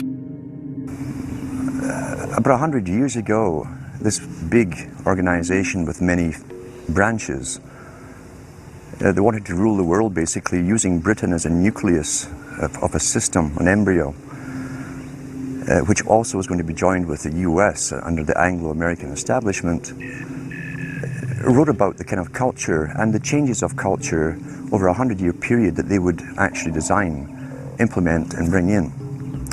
And H.G. Wells talked about it too. He talked about arenas. He says arenas could be put up across the world for sports, for instance. Now at that time, sports was something that children, school children were into. Adults became adults and got onto adult things. So it was unimaginable at the time that people could actually believe that There was even a need for adult sports and entertainment, never mind having arenas built across the world. But he said we can do this and foist basically a sports culture for the males. Using a tribal system, we're all tribal to an extent. That's why we even bother to vote for a tribal leader. This is well understood. That's why we're supplied with these leaders. And because the average man was to become more disengaged from his own destiny as the expert class arose, it was decided that the males would get their outlet basically, gradually becoming helpless as males through sports. Therefore they'd have a tribal team they could identify with, they could cheer them on as they were winning. In their own personal lives they were getting nowhere, they were getting disenfranchised in a sense as experts took over decision making for them in all kinds of fields. So this was psychology at use, planned before they even implemented the sports. When radio came along, of course, they used that to the maximum. Sports for the men, soaps basically for the women, and then in came television, as I say, with its alpha state, its hypnotic state. And sure enough, around the 1960s, really, 50s and 60s, it took off. It really, really took off. And men became glued on Saturday nights to the sports shows. A culture industry, which is called by its own the culture industry. The Soviet Union had a department called the culture industry. Their actors and directors were called the cultural leaders, because they would, like a computer, people are like computers, all you have to do is keep giving them new updates every so often, and you can change an entire country or a nation or a block of nations who are all getting the same upgrades at the same time along certain paths. Today we call it political correctness. Most people want to belong to their peer group. They want to be the same as everyone else when it comes to opinions. In fact, they judge their own personal sanity by bouncing ideas off their neighbours and friends who will answer back and agree on these same topics in kind.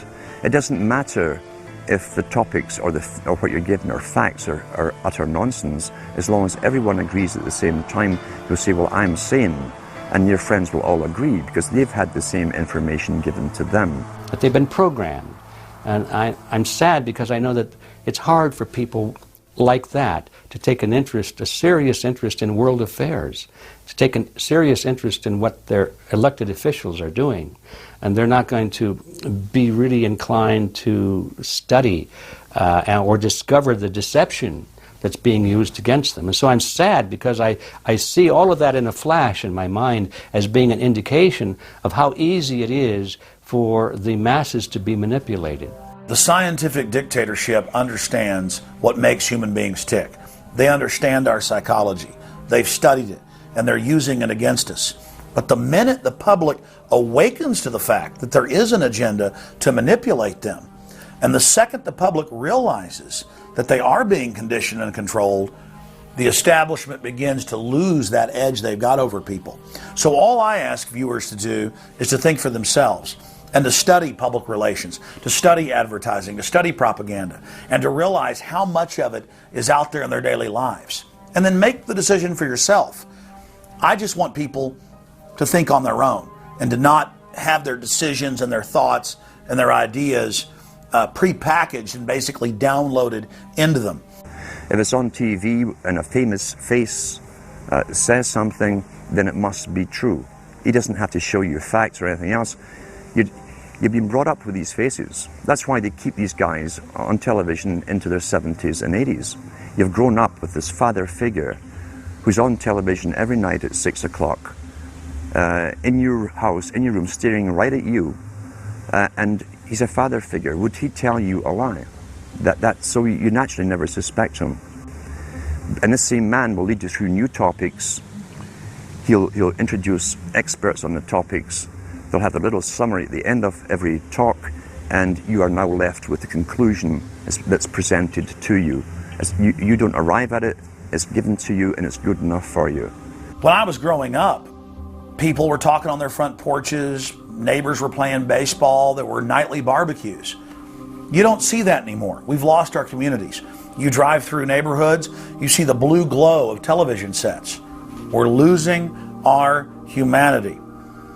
So if you want to rebel against the globalists, the social engineers, start by turning the TV off a few hours a day and actually getting to know your neighbors, getting outside that comfort zone, expanding your horizons. By coming together as communities, by getting to know our neighbors, we defeat the social engineers. We're programmed today perfectly, just like machines.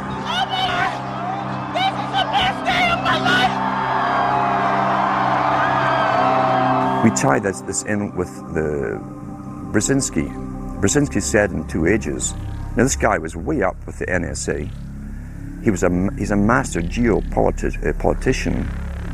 He admits he works in 20, 50-year periods to do with geopolitics in other countries.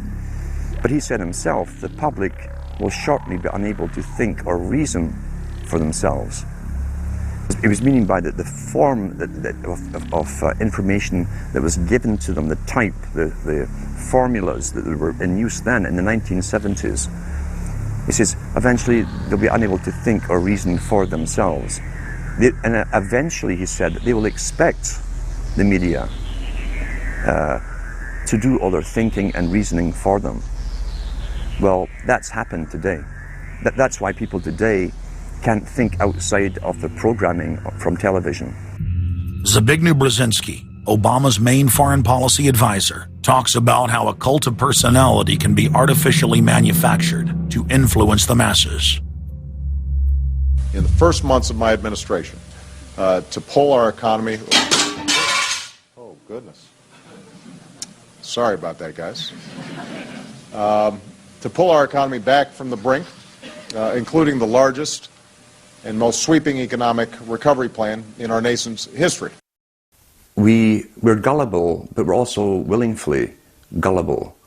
We want a human being, a big daddy, to come along and make everything right for us. And as long as we believe that, we'll always basically get shafted. In addition to John, sorry, I just noticed that I jumped the gun here. Go ahead and move it up. I'd already introduced all you guys. It's the presidential reality show. But when it became an Oprah production, it became slick. You don't have a president, you have an actor. They say that politics is show business for ugly people. You got it. What am I going to tell the president when I tell him his teleprompter is broken? What will he do then? It's Obama's role to front for the international banking syndicate and to take all the heat for their unpopular agenda. It's his job to convince the American people that the buck actually stops at the White House. In Brzezinski's book, Between Two Ages, is that eventually we shall put presidents in who will have personality cults. We shall create massive personality cults for these people through the same techniques as Hollywood has used. Obama is that man today. The globalists, who know that Obama is going to promote their plan, want to make him such a superhero that nobody will question what he's doing. They'll be so preoccupied with who he is, or where he is, or what he's saying, or what he's wearing, or something like that. The idea of making him into a celebrity is very valuable because that way people are less inclined to ask, what is he doing? So that's very useful to these people. Similar plans of social control have been continuously carried out by operatives of the Ford Foundation, who Obama has worked for over the last 30 years. Many of the strategies used to control populations were originally developed by Edward Bernays, who coined the phrase public relations. Bernays said that if you manufacture an authoritative figure who repeats the same messages over and over, that this will appeal to the masses' subconscious desires. Yes, we can. The unwashed masses will helplessly follow the leader and go along with any message they spout. Yes, we can. Yes, we can. We shall overcome. Yes, we can. we will respond with that timeless creed that sums up the spirit of a people. Yes, we can. Thank you. Today, these exact techniques are being used with devastating effect against the general population. Obama is the latest version of 21st century mass mind control. The psych warfare engineers are counting on Obama to finish the plan they began decades ago. Beyond their plans to devastate the economy for global consolidation, a new international framework of draconian law is being constructed to establish a system of neo-feudalistic serfdom. Remember, it was Bill Clinton who gave us NAFTA. And it was Al Gore, the hero of the environmental movement, who was the hatchet man for the Clinton administration to cram NAFTA down the throats of a reluctant Congress. Now, this is a good deal for our country, Larry, and let me explain why. Al Gore, who carried the ball for NAFTA and GATT, is now one of the top standard bearers for the elite's agenda.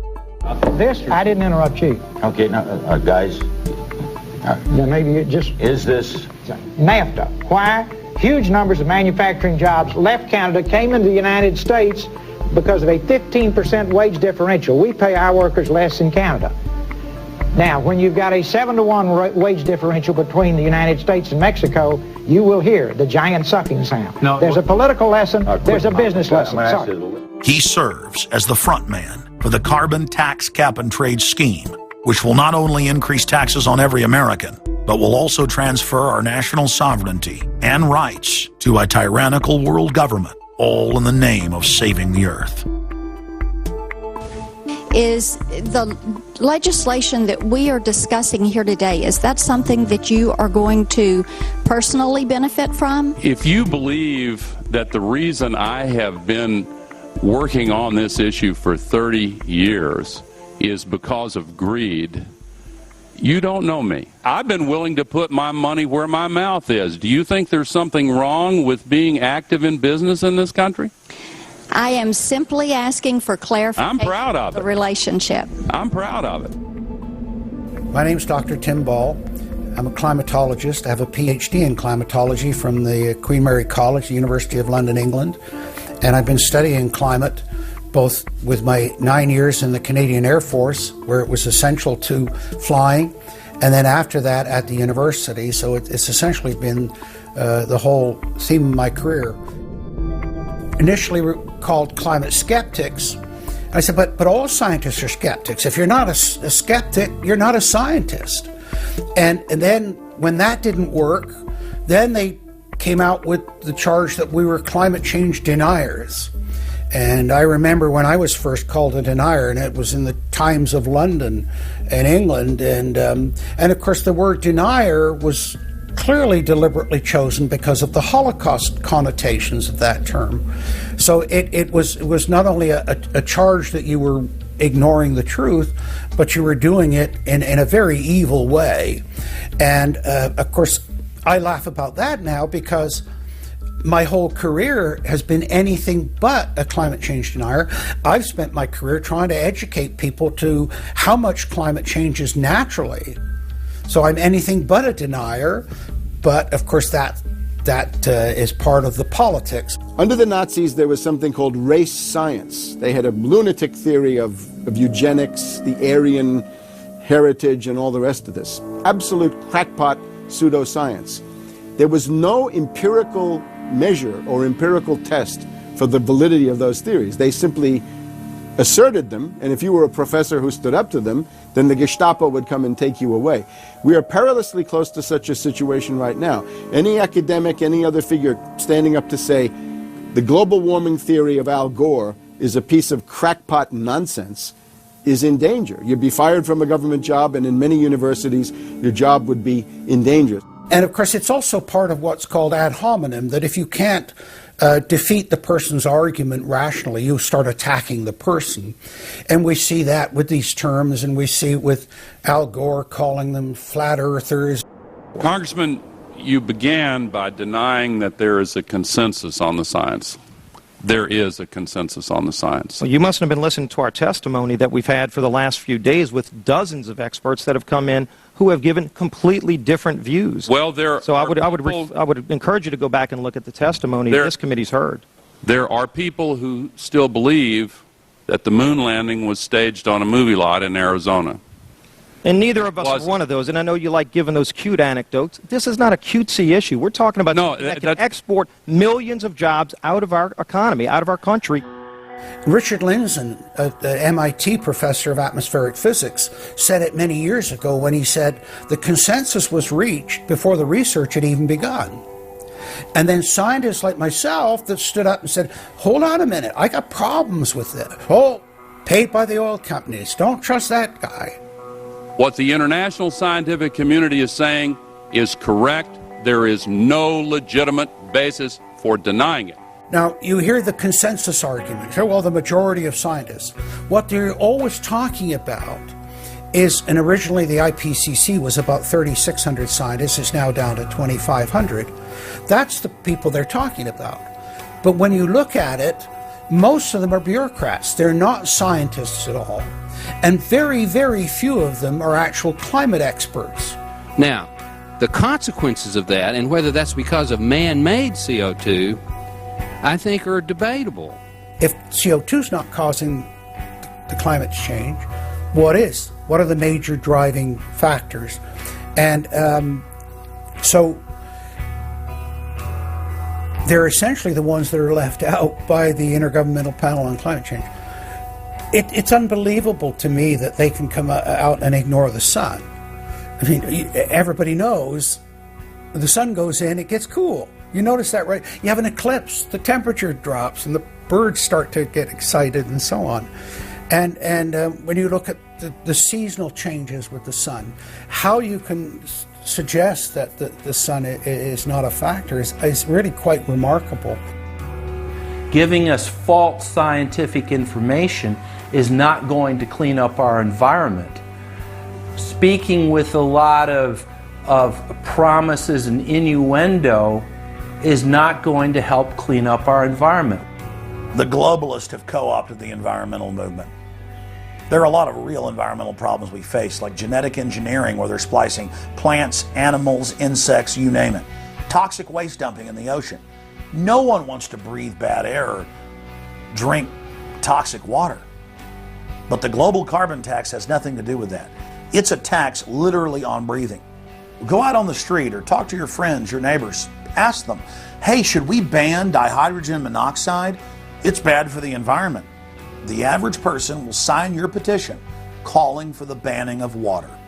That's right. Dihydrogen monoxide is water. It's the same thing with table salt, sodium chloride. And that's exactly what the establishment is doing with carbon dioxide. Ooh, dioxide. It has this scary sounding name. But the truth is, it's one of the 4 elements of life on this planet.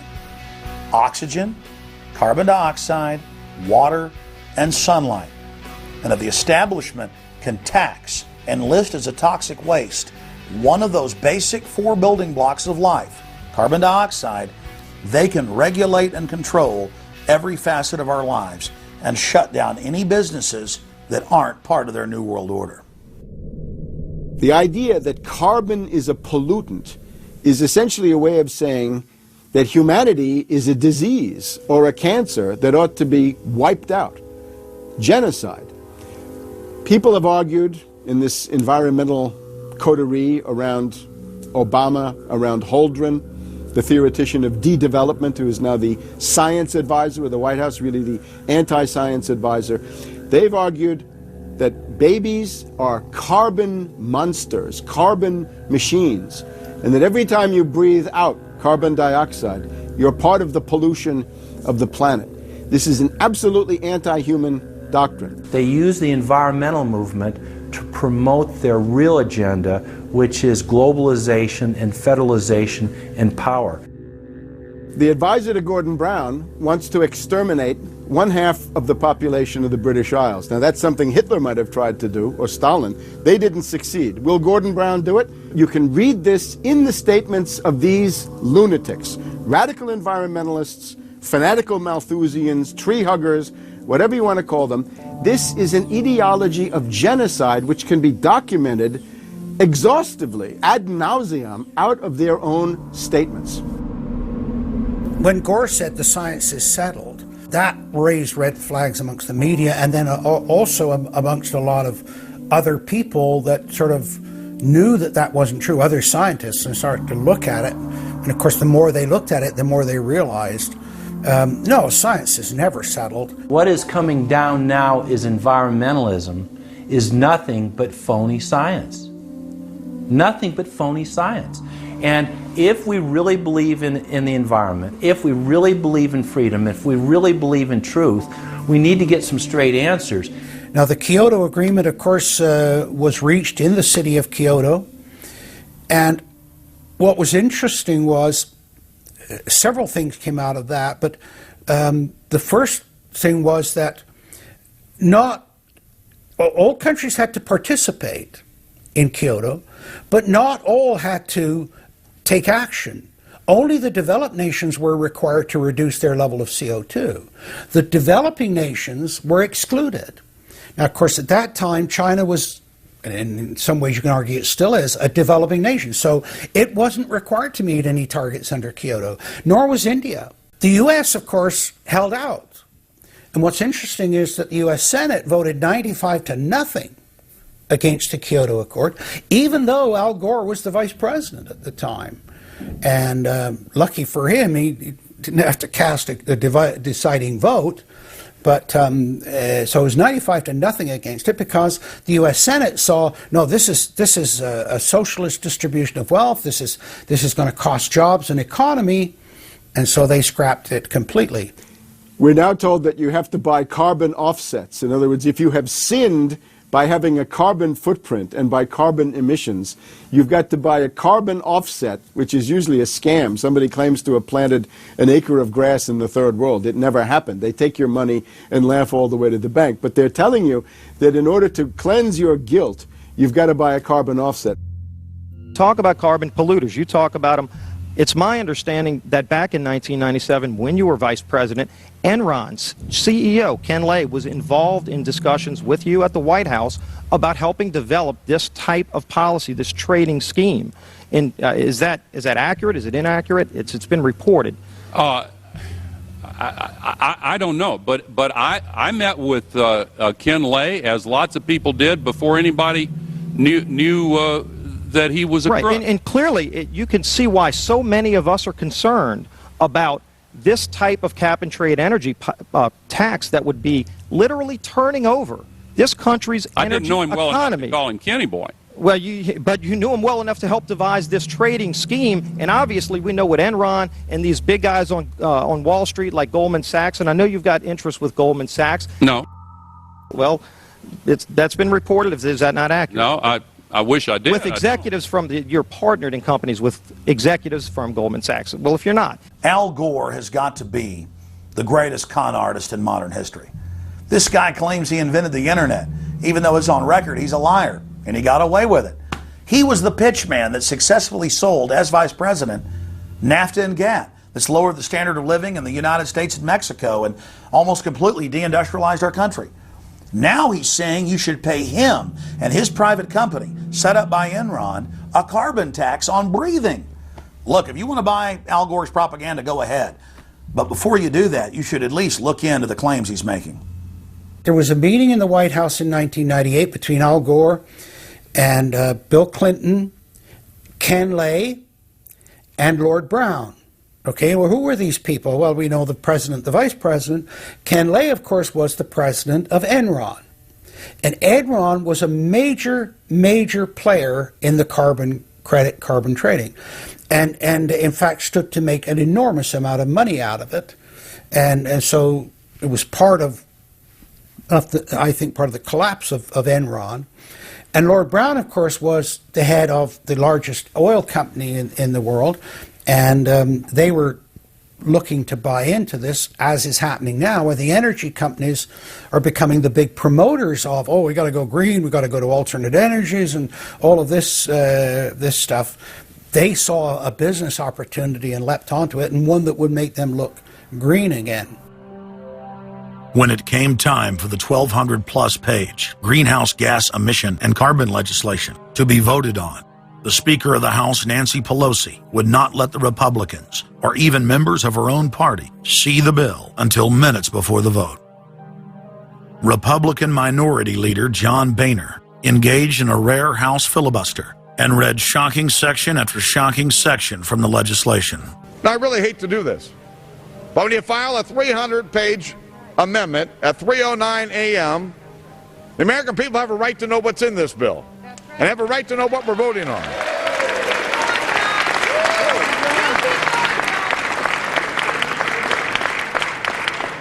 Page 48. Each building code enforcement department receiving a grant under subsection A shall impanel a code administration and enforcement team consisting of at least one full-time building code enforcement officer, a city planner, and a health planner or similar officer.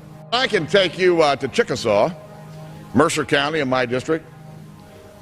They don't have one full-time person that works for the village, all right, not one. Look at the mandate on every city, village in America right here in this bill. So that we're not only going to tell you what the codes are going to be, but we're going to tell you how many people you need to hire to enforce this. Page 41, determine any geographic area within the contiguous United States that lacks a federal power marketing agency. Because, you know, we can't move power around the country without a federal power marketing agency. We do it today, but now we have to have a new government agency to do this. All California housing standards are now going to be imposed on every American community. You don't have the right to have your own building standards in your community or in your state. Hell no, the federal government's going to tell you what they are. It quickly became clear why Pelosi and the Democratic leadership were desperate to keep the contents of the bill secret before the vote. Now, because of this underlying bill, the federal government will virtually have control over every aspect of lives for the American people. It is time to stand up and say, we get to choose. We choose liberty or we choose tyranny. It's one of the two. The underlying bill represents the tyranny and the intervention of the federal government. It's our choice. What will we choose today? Will we choose liberty or will we choose tyranny? And I know that we'll be facing the single moms that heard from last summer. They can't afford the gasoline bill. They can't afford the propane. You didn't do a great thing. You hurt some really decent families struggling, trying to make it, and this is going to be their death knell. It breaks my heart. I yield back. It is, of course, a carbon tax on economic activity, farming, manufacturing, real production here inside the United States. It would tend to shut down even those miserable remains of an industrial economy that we still have after the collapse of the Detroit automakers and their related subcontractors and so forth. Every home and business in the United States would be federally regulated and controlled. Mandatory home inspections will be carried out by federal inspectors, and it's all at the expense of the homeowner. In New York, they're called the environmental police. On this day, a surprise visit to a market in Brooklyn's Chinatown. And every day you're not in compliance, you face huge fines. Go to page 235. The Secretary may set and collect reasonable inspection fees to cover the cost of inspections required. So number one, they can come in, the federal government can come in and inspect your house and send you the bill. And if they find that you're out of compliance with this new federal code, the Secretary shall assess a civil penalty for violations of this section. And then further, going to page 236, each day of unlawful occupancy shall be considered a separate violation. We're setting up a global warming Gestapo that can literally come in, and now this new term, unlawful occupancy. So now living in your home is considered unlawful under this bill. This is ludicrous. Worst of all, carbon czars in more than 35 federal agencies are given unlimited dictatorial power to tax all forms of carbon and carbon emissions. The Commissar Green Police openly brag that they will have the power to selectively enforce the new edicts on a case-by-case basis. It's funny because when I tell people what I do for a living, the first response usually is, "You're with the environmental police?" There is no environment in New York City. With this new power, the green mafia can take over the entire economy through selective enforcement. We know, Madam Speaker, that this national energy tax will cost the American people $2 trillion. We know that. We know this will result in a loss of 2.5 million jobs every year for the American people. We know that. We know this will result in a reduced standard of living for Americans. We know that. What is the point and what's the benefit? The same central banks that have stolen more than $50 trillion from national treasuries across the planet are now creating a new derivatives fraud through the cap-and-trade carbon tax system that dwarfs their previous Ponzi schemes. We've just watched a financial meltdown in this country, the likes of which hasn't been seen in some time. Now, if people like credit default swaps, they're really going to like the carbon swaps that are going to occur and the carbon future swaps. We spent a full day in this committee last summer talking about the manipulation of the energy futures market in oil. We're going to create, I fear, another such system that people who have an inclination to react dishonestly to systems are going to actually have a new opportunity. Is that not a problem? A select group of central banks are lobbying for the same legislation to be passed worldwide. Once the so-called green economy laws are in place, only global megacorporations and their subsidiaries will be allowed to do business. Van Jones, Barack Obama's first green job czar, has stated repeatedly on the record that the new green economy is only a cover for a complete revolution against capitalism and the total redistribution of wealth. But what Van Jones doesn't tell his sad followers is that the elite are bragging that the modern green movement was designed from its creation to destroy the middle class and transfer all wealth into the hands of a super elite. They're not doing this to uplift the poor. No, the goal is to enslave the planet and usher in a new dark age.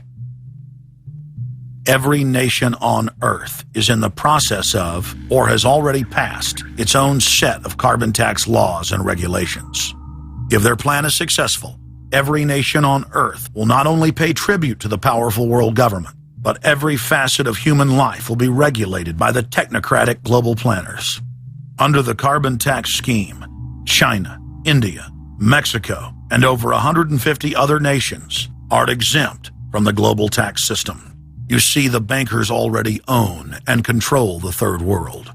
Their final target is the middle class of the West. Once they've dismantled the economies of the United States, Europe, and Japan, they believe no one can stand in their way. In short, the New World Order is a global corporate takeover. In their global corporate state, there is no room for individuality, sovereignty, or independence. As their program begins to face more and more opposition, lawmakers and supporters of the man-made global warming hypothesis want laws to be passed, making it illegal to question their theories. Recently, the head of Greenpeace was forced to admit that the Arctic and Antarctic ice caps grow in the winter and shrink in the summer, and that this is all part of a natural process driven by the tilt of the Earth and the Sun. The cosmic radiation coming from space, the amount reaching the Earth is affected by the strength of the Sun's magnetic field. So the magnetic field of the Sun is almost like a gateway controlling the cosmic radiation reaching the Earth.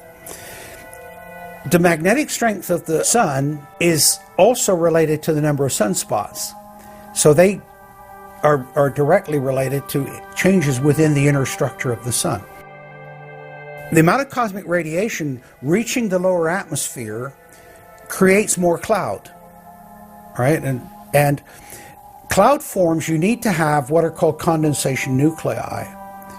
That is, little particles around which water can change from water vapor or gas into water droplets, minute particles that are visible in the form of clouds. We've known for a long time that there was more cloud than the amount of particles in the atmosphere, because we assumed it was clay particles and salt particles that were creating this condensation process. But there was this gap. We now realize, of course, it's the cosmic radiation that's doing it.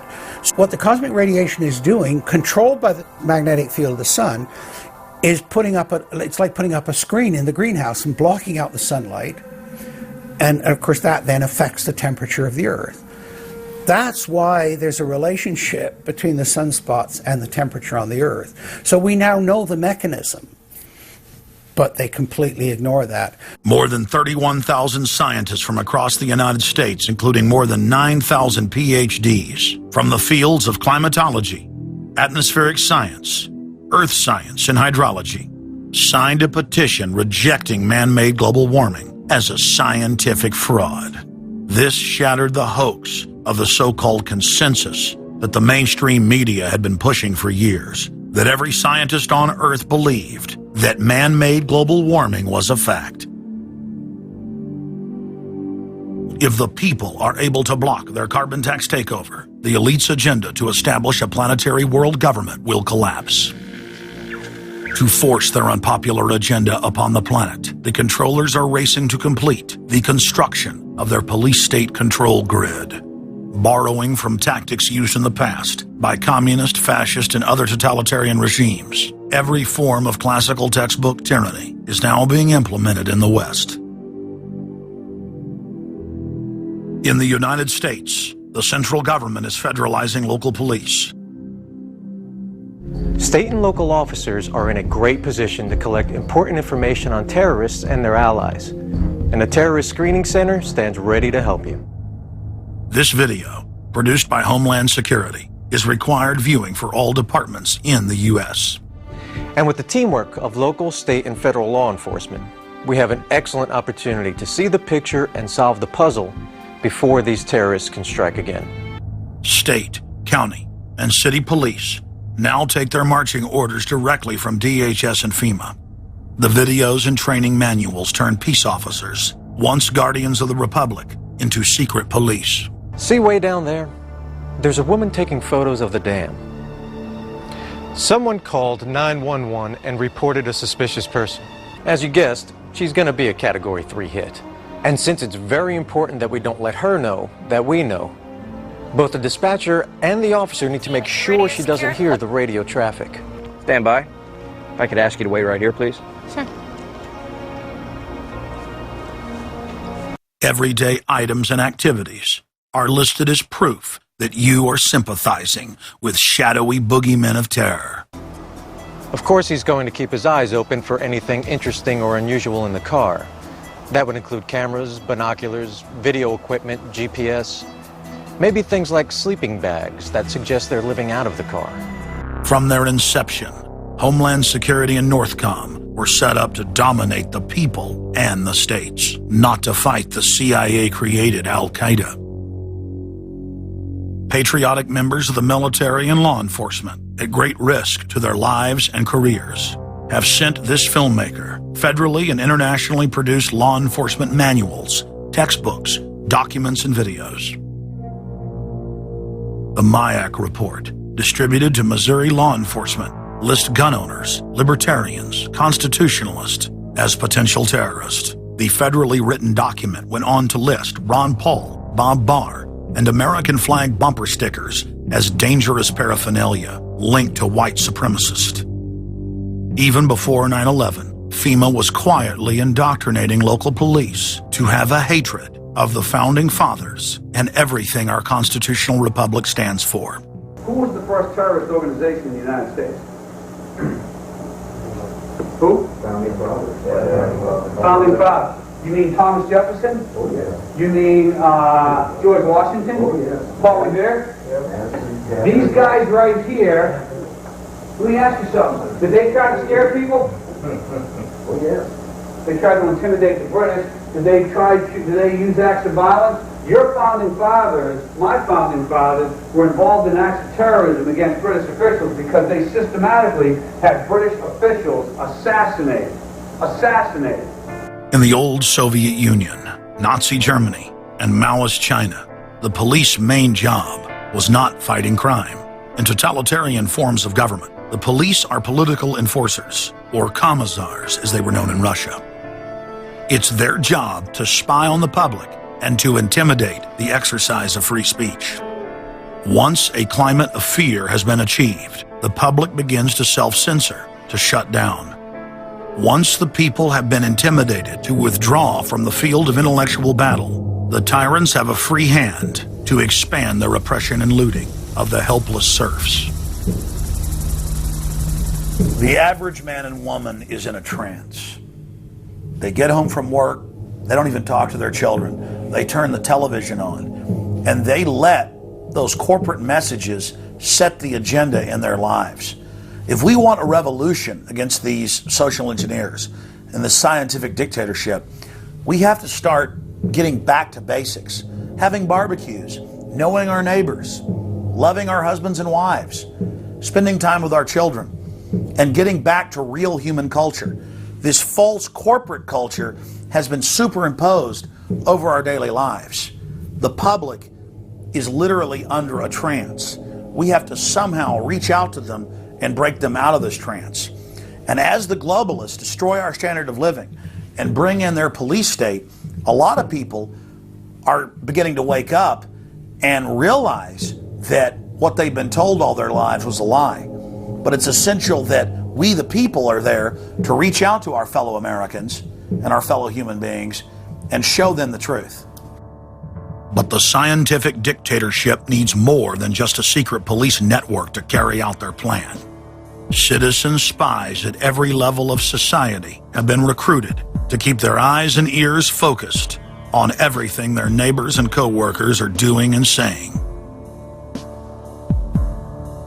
More than 50,000 private sector executives have been recruited by FEMA to secretly serve as deputy FBI informants under the InfraGard program.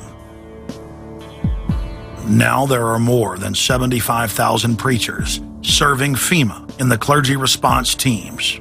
Internal FEMA documents reveal that the majority of America's pastors now serve as agents of the shadow government.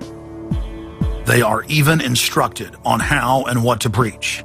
And as KSLA News 12 Jeff Farrell discovered, the clergy would help the government with potentially their biggest problem, us. From my cold, dead hands. Charlton Heston's famous declaration captures a truly American value, the overarching desire to protect our freedoms. But gun confiscation is exactly what happened during the state of emergency following Hurricane Katrina in New Orleans. U.S. troops also arrived, something far easier to do even now thanks to last year's elimination of the 1878 Posse Comitatus Act. That forbid U.S. troops from policing on American soil. If martial law were enacted here at home, public fears and quelling dissent would be critical. And that's exactly what the Clergy Response Team, as it's called, helped accomplish in New Orleans.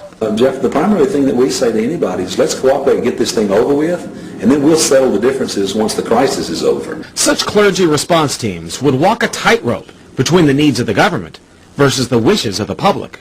In a lot of cases, these clergy would already be known in the neighborhoods in which they're helping to defuse that situation. For the clergy, one of the biggest tools that they will have in helping calm the public down or obey the law is the Bible itself, specifically Romans 13. Because the government is established by the Lord, you know, and that's what we believe in the Christian faith. That's what's stated in the Scripture. They prepare their flocks like sheep to the slaughter for gun confiscation, forced inoculation, and they tell them that it is a blessing to have their families broken up and put into FEMA camps. Irland, Frankreich, Portugal, Spanien, die Schweiz, Liechtenstein, Luxembourg, Polen, Ungarn, Romania. Adolf Hitler bragged that his most powerful domestic tool, used by the Nazis to control the people, was the servile clergy. And his favorite Bible verse was Romans 13, render unto Caesar.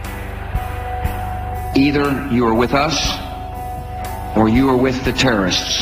The scam was launched as a simple bait and switch. The government recruited the public by telling them that they were needed in the fight against Al-Qaeda. But from day one, over 90% of their training and operations focus on demonizing, surveilling, and harassing anyone who stands against their takeover. The Department of Homeland Security calling on firefighters to take on a new role in the war on terror. The idea to be the eyes for the U.S. government when they're inside a home. Now, unlike police officers, firefighters don't need a warrant to go into private houses. And critics say that's where things get sticky. Cable company repairmen, truck drivers, maid services, and hundreds of other professions that go inside homes and businesses without warrants are now on the government's payroll as citizen snitch spies. But Big Brother doesn't stop there. Children are being indoctrinated inside the public schools nationwide to spy on their parents. You can give information without having to give your name. You guys can get paid for good tips up to $200. The New York Times praised public school programs in the United States and England that are training children to report their parents for eco-crimes, like taking a hot bath or letting the water run while you brush your teeth. All of that violates their carbon footprint credit allotment.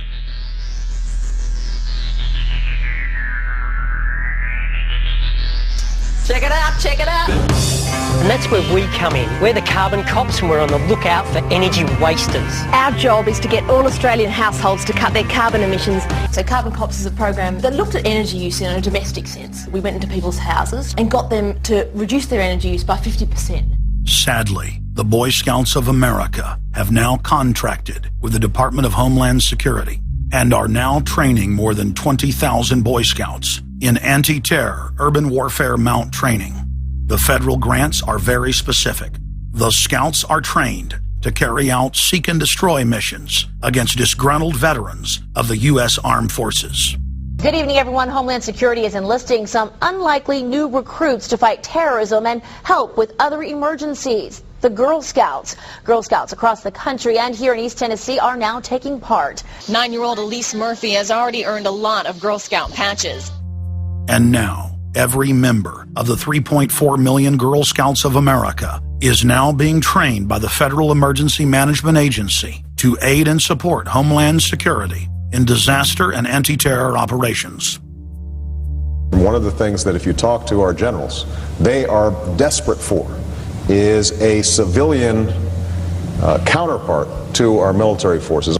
Everybody somewhere between the ages of 18 and 25 will serve 3 months of basic training and understanding in a kind of civil defense.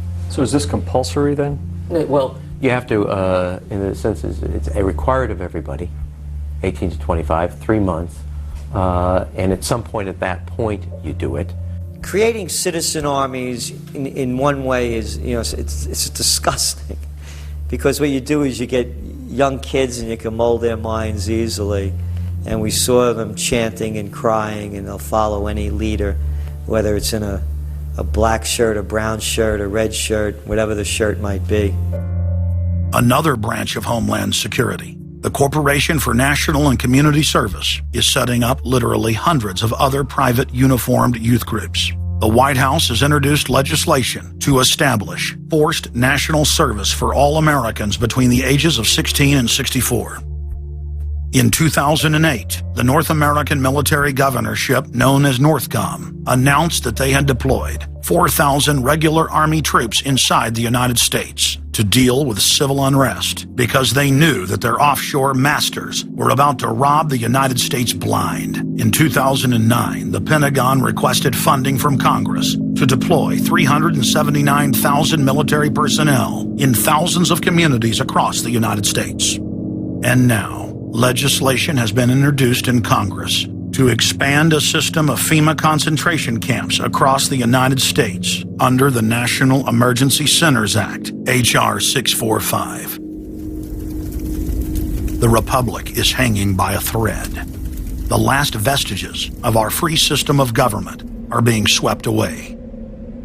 You know, you got time to watch baseball, you got time to watch football, you got time to entertain yourself, but I think a knowledgeable public we're losing, and we've got to get people back on track to paying attention, because if you don't pay attention to your government and what they're doing, you're going to pay some dire consequences for it.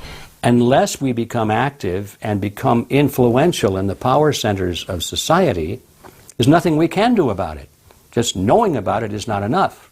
And as long as we are given at election time an option between the Republican candidate or the Democrat candidate, both of whom have been selected by members of the Council on Foreign Relations and both of whom have the same general policies, that's not going to change anything either. So the real issue is, so what? And the answer is we've got to recapture control of the power centers of society.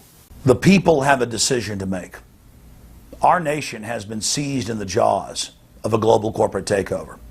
The republic is passing into history. We're losing our freedoms. And it's up to every man, woman, and child in the United States to decide whether we're going to be fooled by the slick propaganda of the social engineers or whether we're going to restore the republic. The values expressed by our founding fathers in the Declaration of Independence and other documents are very important to these times, and it's now our chance to manifest those documents. Now is the time for all good men to come to the aid of their country, because the country is being stolen from us in broad daylight. Not only stolen metaphorically, but financially as well. The numbers don't lie. The American people, having been educated as to the truth, then have to rise up and demand and get a government that starts serving them. We need a change, and it isn't going to come from Democrats and Republicans.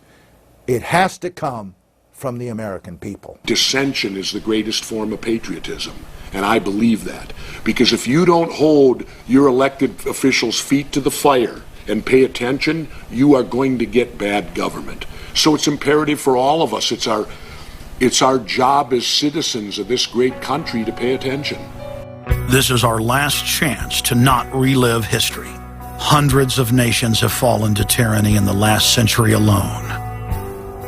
America is a prize coveted by the despotic megacorporations that now dominate our planet. If their world government is truly to rise, freedom and the republic for which it stands must fall.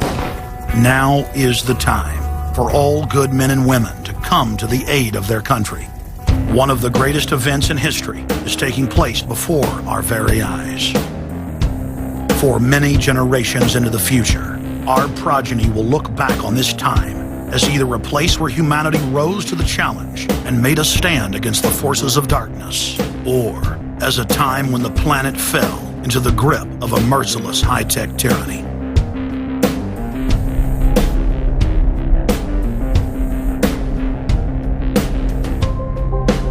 In Part 2 of Fall of the Republic, you will learn the elite's master plan for humanity. But more importantly, you will learn how to stop that plan, reverse the criminal tide, and reignite the flame of liberty on the long march to man's ultimate destiny.